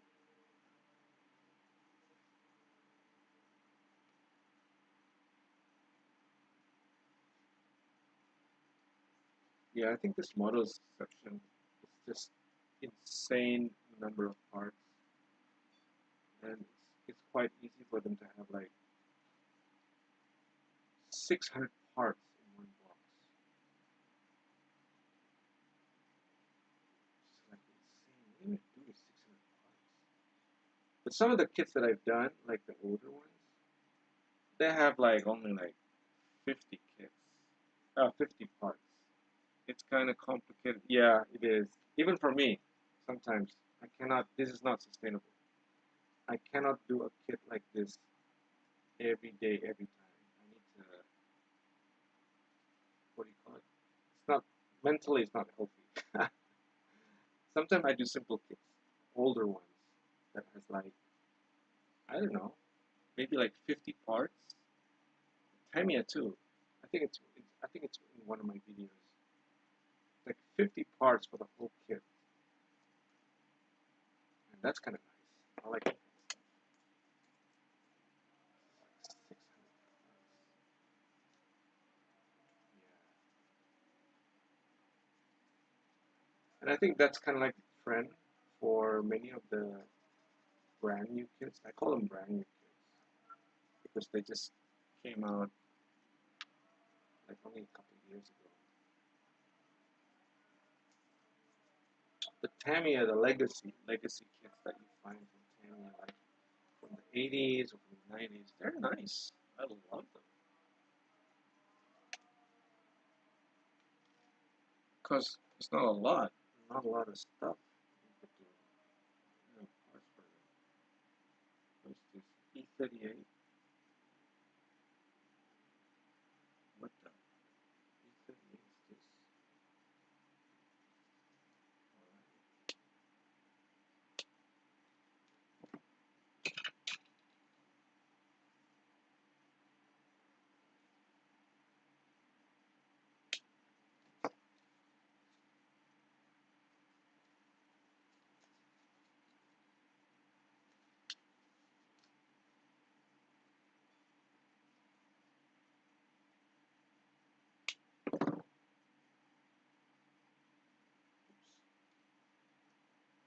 So what do I do? This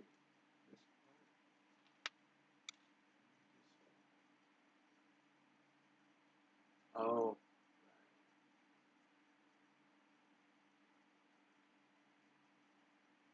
you're not supposed to glue that. I like a people to show their effort to glue this. Oh, sure thing, man. Appreciate it. Yeah,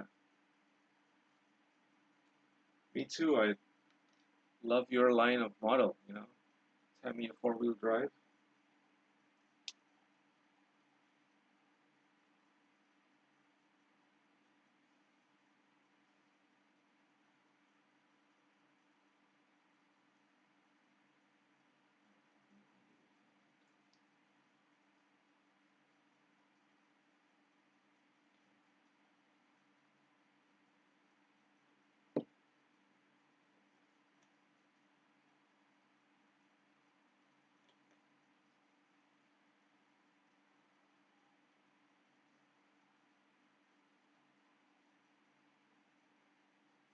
Hey, man. Thanks. Soulwind Gaming. Thank you. Really appreciate you coming. Watching me like this, joining the channel. What time zone are you in? Just curious.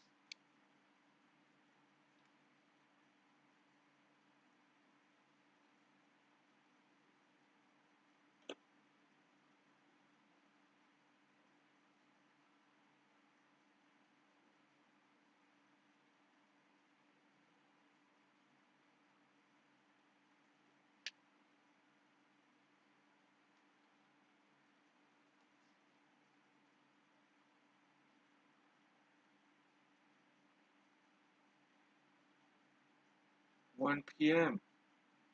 Okay, so it's like 1 hour from now. Okay, so you should be somewhere either Singapore or was it Japan perhaps? No. Um, yes, I'm from Indonesia. That's right. So I'm like 1 hour behind you. I'm at 12 o'clock. So I'm guessing you should be like either in Singapore or in Malaysia perhaps. There's an hour difference.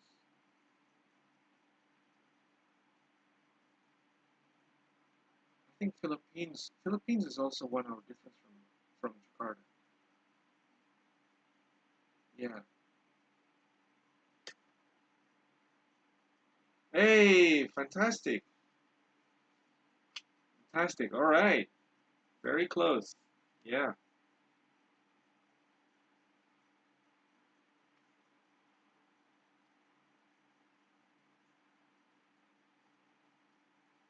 Excellent. Oh, nice. Neighbor. Close neighbor to Indonesia. And I think I think one of the things that you have in Philippines, you have that Tamiya. It keeps showing up on my social media. You have a Tamiya factory. You have a Tamiya factory in your country. Oh, thanks. My English? Thank you. I think I think most of the Philippines I met, they have really good English. I meet a lot of Philippines in Indonesia, Filipinos. Yeah, at work in the office, and also some of the friends, um, modeling friends. I have a modeling friend who lives in Indonesia, but he's from the Philippines, and he's been here for like 10, 15 years. I know him for 15 years. Um, yeah, he's a cool guy. He does modeling too.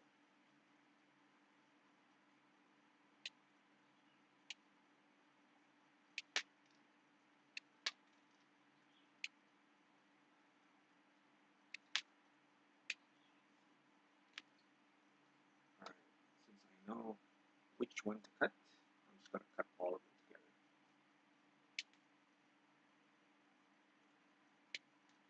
There you go.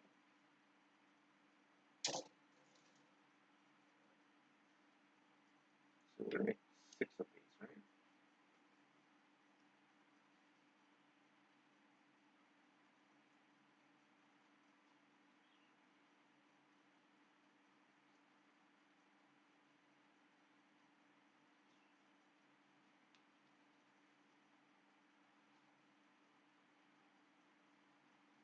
Yeah, I think I was working in a previous office. In my previous office, we had a colleague who was from the Philippines, and she married an Indonesian, and yeah, she's been in Indonesia since I don't know 30 years ago, 40 years ago maybe. And I also have another one right now in the new office, also Filipino. She's been around for like 20 years. It's good to have, it's really good to have us as neighbors.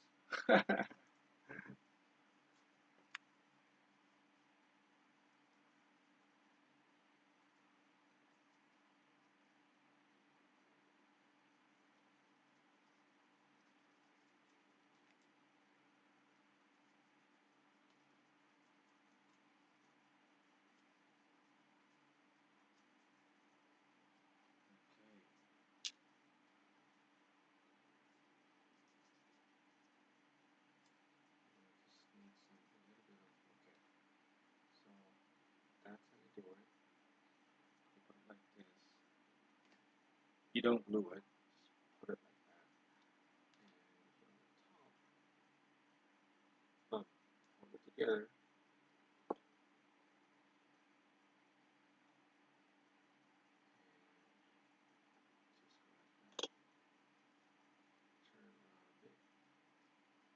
Spread the glue to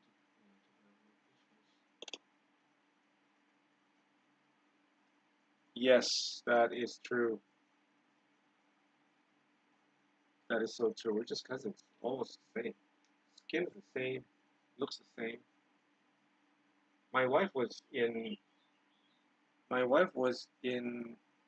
There's a place called Coronado for a for I think for a cultural. There was a cultural festival in Coronado a couple of years ago.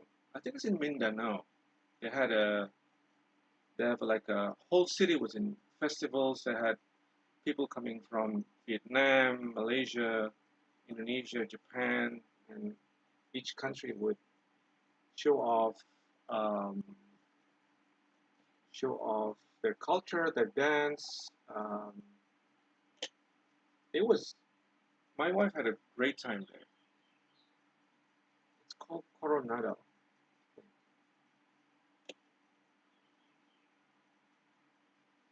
It's called the Coronado Festival. That's if my memory makes it right.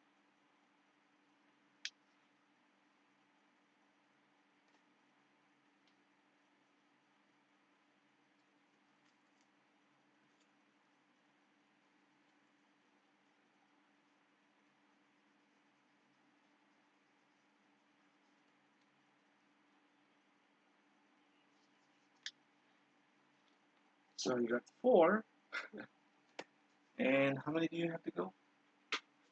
You have another two more. Oh, I think it's called this one here. Is that what you mean? This is that is yes, it is a glue.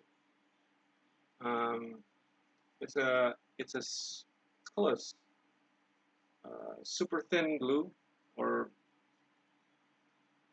we call it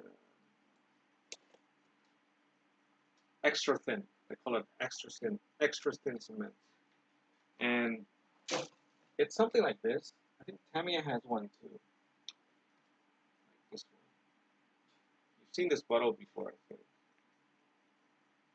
And this is kind of like a thicker liquid inside.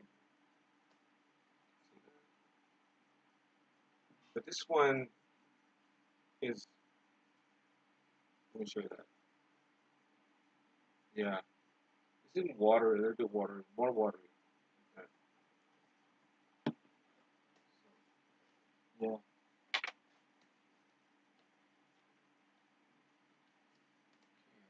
one more.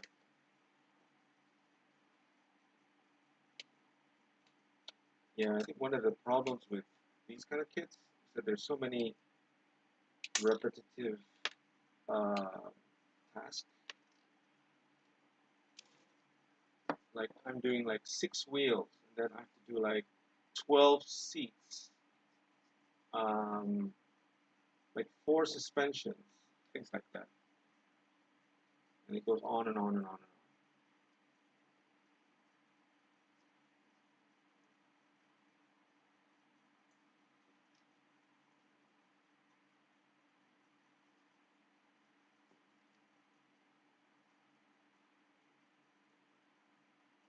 Oh, okay. But the bottles? Yeah, cool, mate.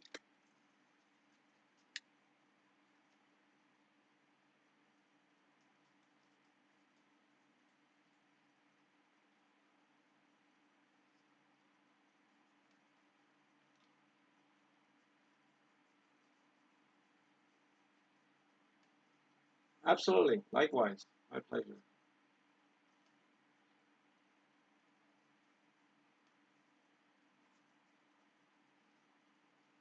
So I'm just cleaning up the tire rims. And then still, I think I have one more.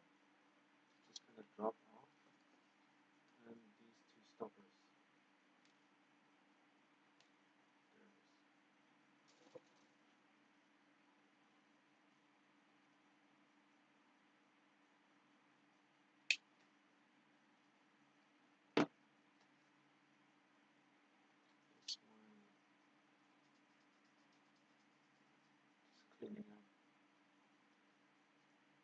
Very few cleaning things to do. It's nice. I had really bad kits in the past. I should all document that. Share it with you guys. How bad this kit was.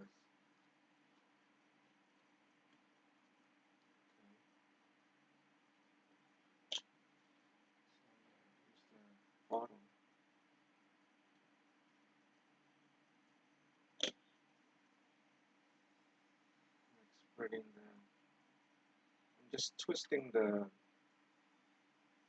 wheel, the half, the other part of the wheel, just so that.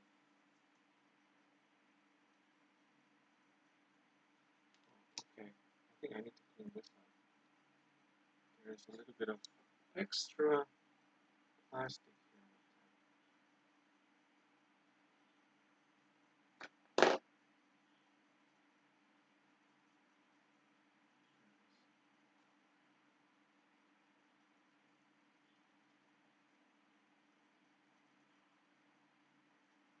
Or have I ever built a remote controlled Tamiya truck? No, I haven't. An RC truck? No. How is it? It's supposed to be like the scale is about 1:12, I think, if I'm correct. I wish I had. It's always part of my bucket list. Something that I want to do before I die. Those bucket list things. I think it's not even 1:12. It's 1:06.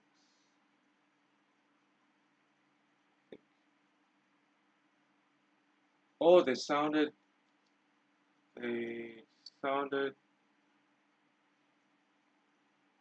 They sounded like a great truck. Oh wow!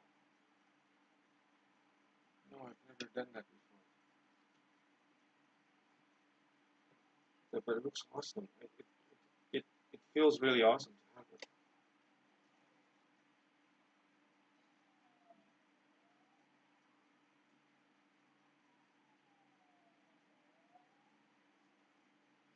Yeah, if it has a real truck, it sounds like a real truck. Then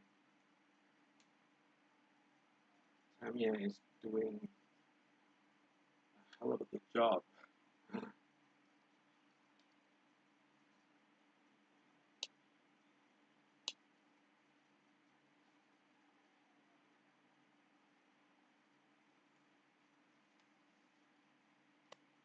These are the smaller bits and pieces. I'm gonna take care of them because they could fly off easily when you cut them.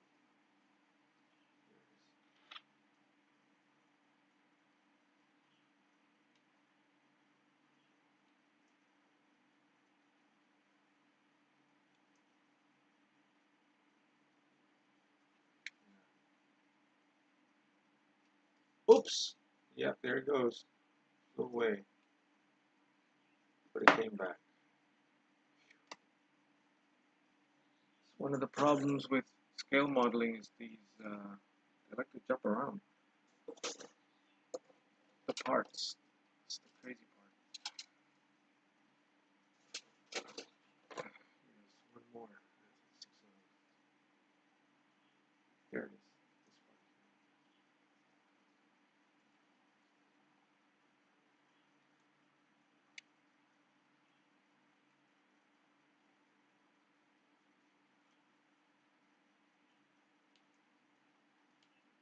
This part. Oops. There. 6 of them. Very tiny. It's already tiny and it's very tiny. So now to clean it up. So what should I do? Usually what I do is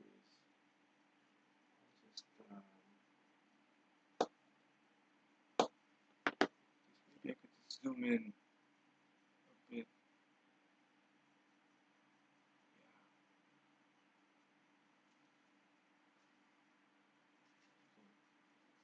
Still okay.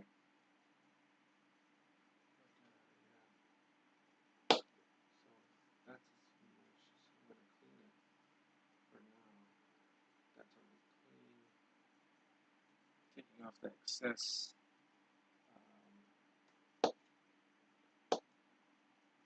Yeah, super tiny. It doesn't look good on the video though. I need to really zoom it in. I probably have to change my tripod for the camera.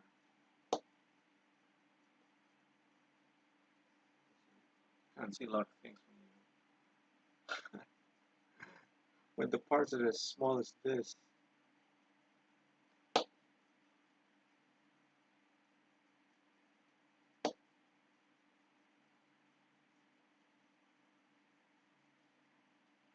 So are you close or somewhere? You know, I know that in the Philippines they have a Tamiya factory there. They produce kits. Have you been there before, or you know what's it like?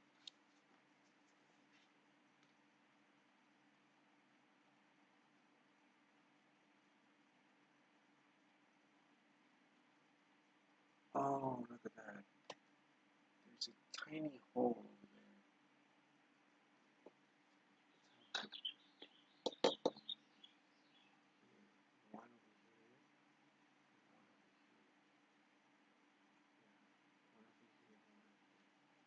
over here. I'm supposed to put that in.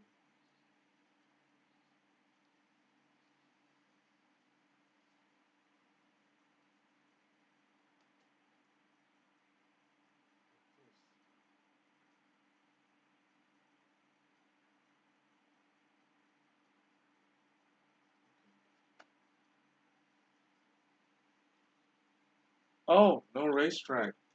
Ouch. Okay. Well, I hope. But there's a community at least, right? Is there any community? Like, do you hang out with some of your friends, perhaps? Do you do that?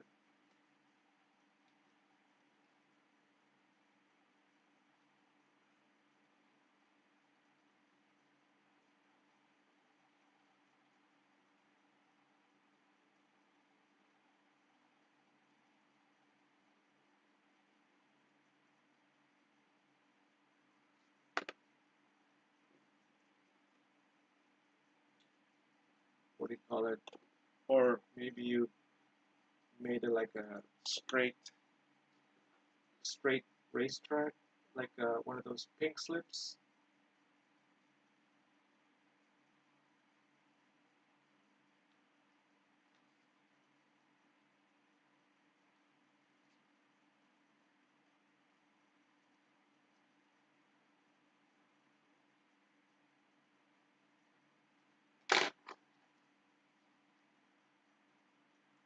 Oops.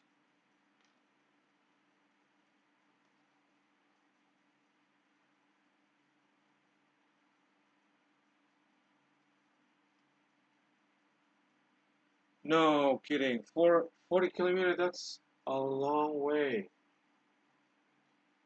That's a very long way.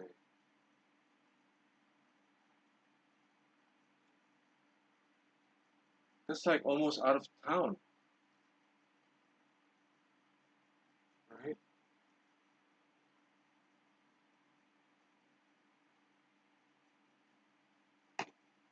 That is definitely going out of town.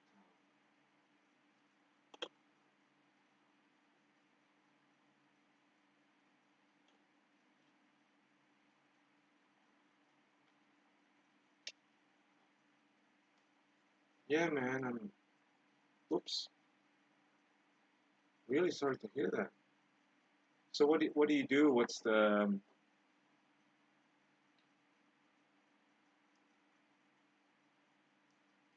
like, okay, so you don't have any tracks. So how do you, like, um, I guess, over overcome that? Like, is there any like local solutions or something?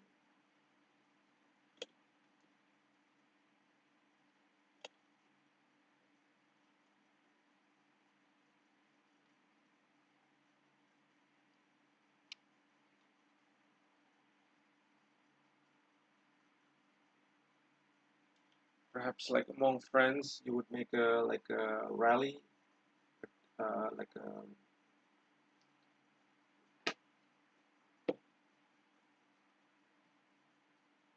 like a rally track, perhaps, or like I saw someone making a. Okay, that's good enough. Looking at your Tammy and watch the wheels turn. Yeah, that's also good. Always good. And the and the sound from the engine.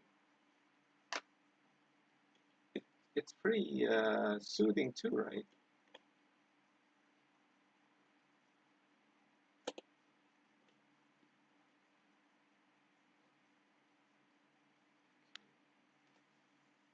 So here we are.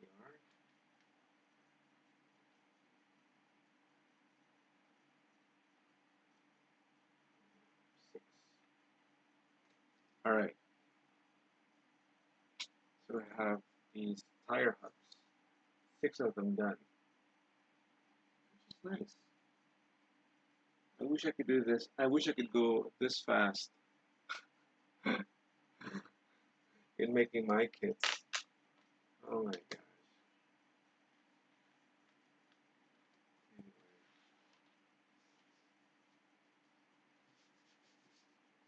what do we have here? Let's move to something different. Always nice to see something different. You don't want to see somebody making 20 wheels or 10 seats. Oh, here it is. Look at this. This is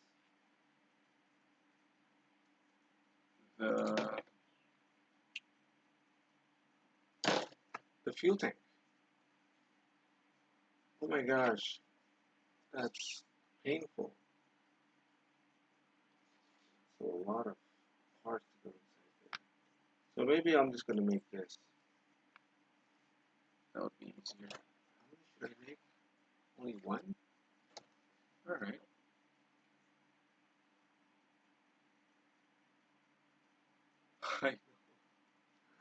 Yeah. Here's I think we're working on the fuel tank right now. Now they provided 2, but it says here you only make 1. Well, whatever it is, if they say 1, it's 1. And take that out. Excess plastic. Same thing over here. Put that aside. More excess plastic over here. The screw trees, the screw gates.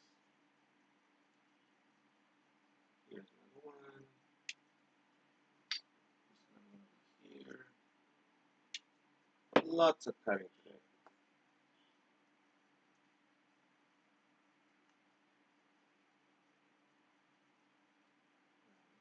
Looks good. It's a little bit of flash here.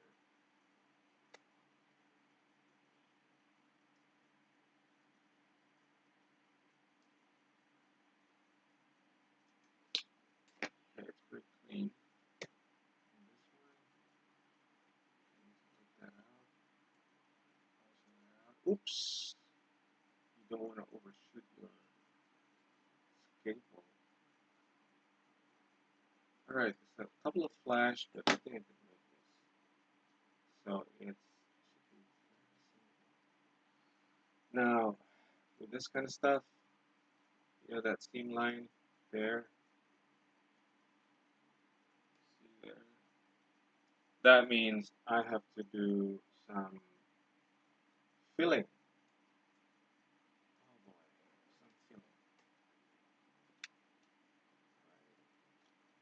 filling. I'm the cookie monster.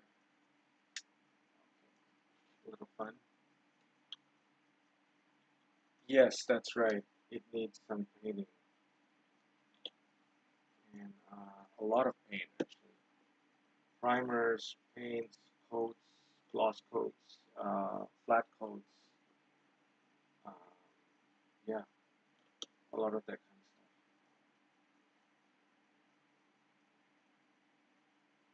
stuff. And then like how they make cars. You put in some, you add in some putty fillers, you sand them down, and then yeah, Cookie Monster.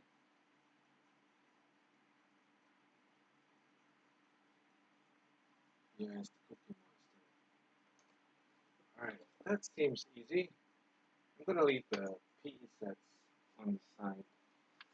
What else can we do? All right. Yeah, Cookie Monster. Yeah, it's so lovable. Sesame Street. Did you grow up? Did you grow up with Sesame Street? Wow, the engine is insane. I wonder if I could skip the engine part and do something else.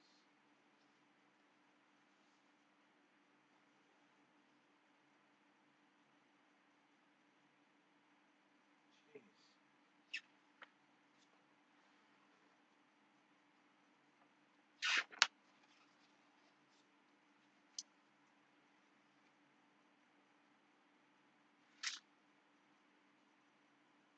All right, I can do this. I think this one over here.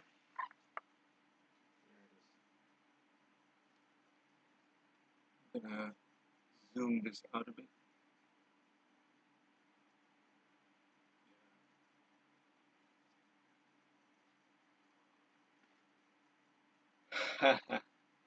Yeah,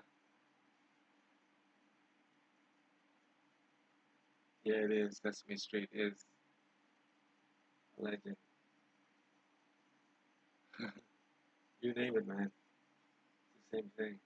It's a legend. Yeah, I can tell you that.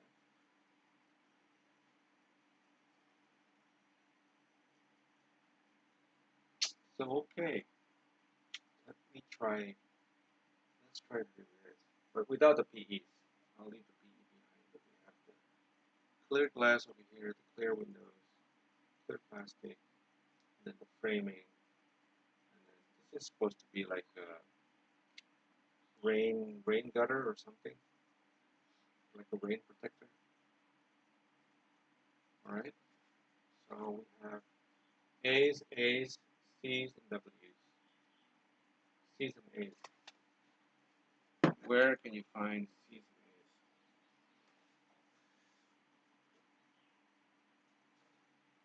and A's? C's and A's. Okay. This is A.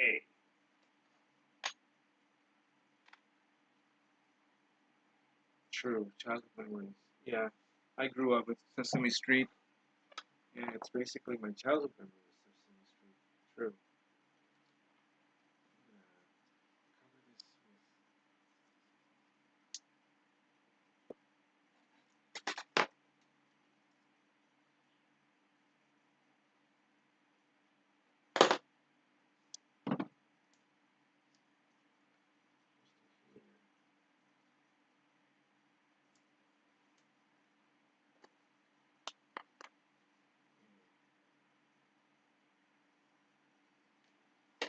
Then there's another one called C.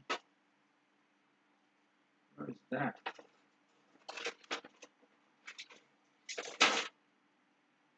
Oh, there it is. C.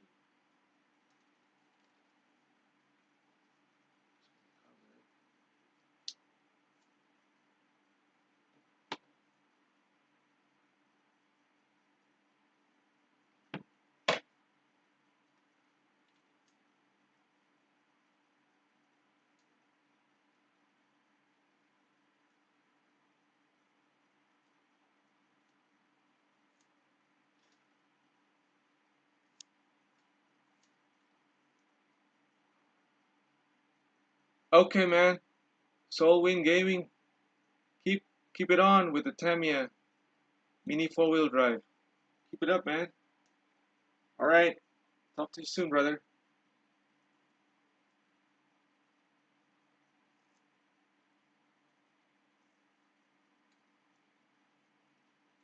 Have a good day and take care. Yeah, you too, man. Take care.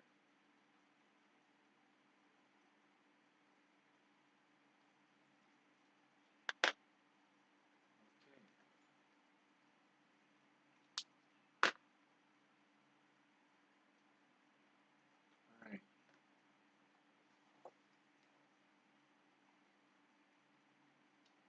So I'm probably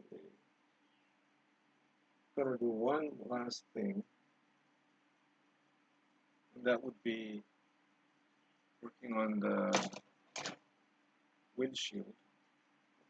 This one here.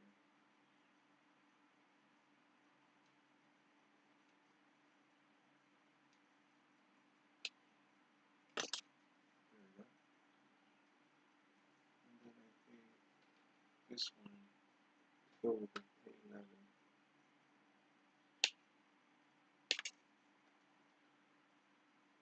And then there's another one, C55. C55. Oh, it's here.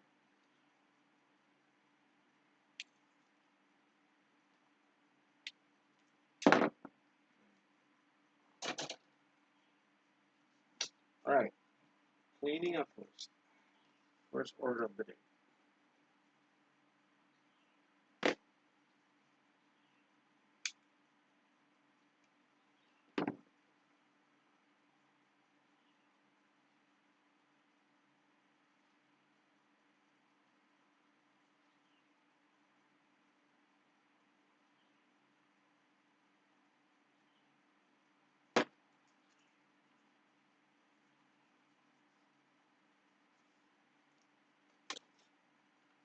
We use 400 in this one.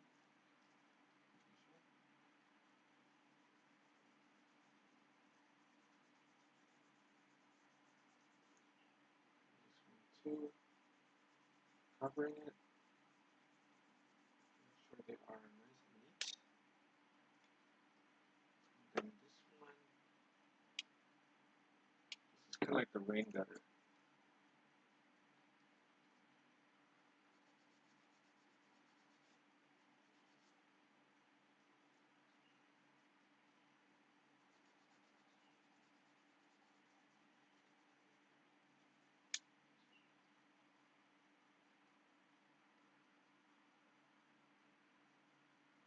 Where is it?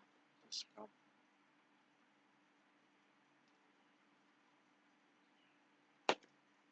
Right.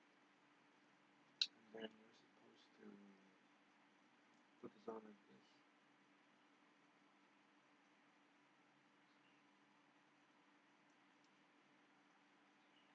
Like that. Oops. And you can see over here small pieces here. These are the notches. These are the notches for the wipers. 1, 2, 3, 4. But I'm just gonna close it like that.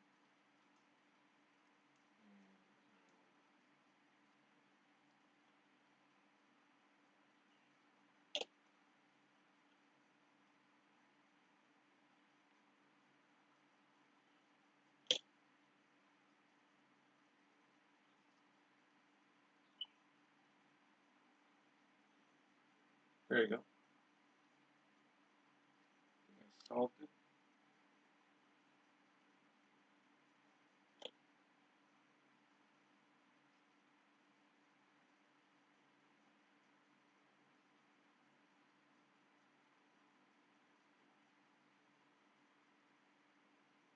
Yeah. Windshield and just a little bit here. Clean this up a bit.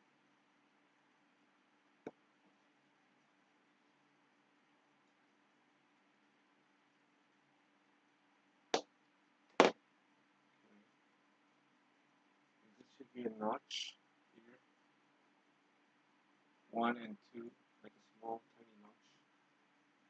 That's where we put in this piece here. Yeah.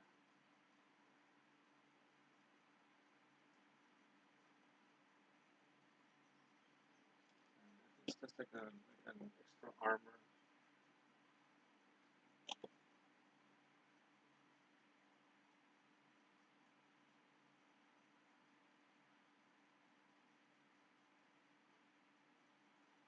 Okay. Extra armor plating. Add some more. There you go. And this one too. I'll probably do the same.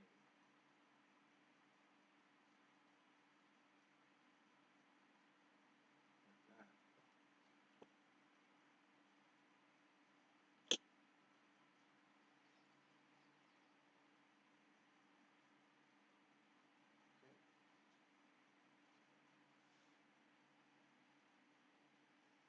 That would be the windshield. I think it would be something like this.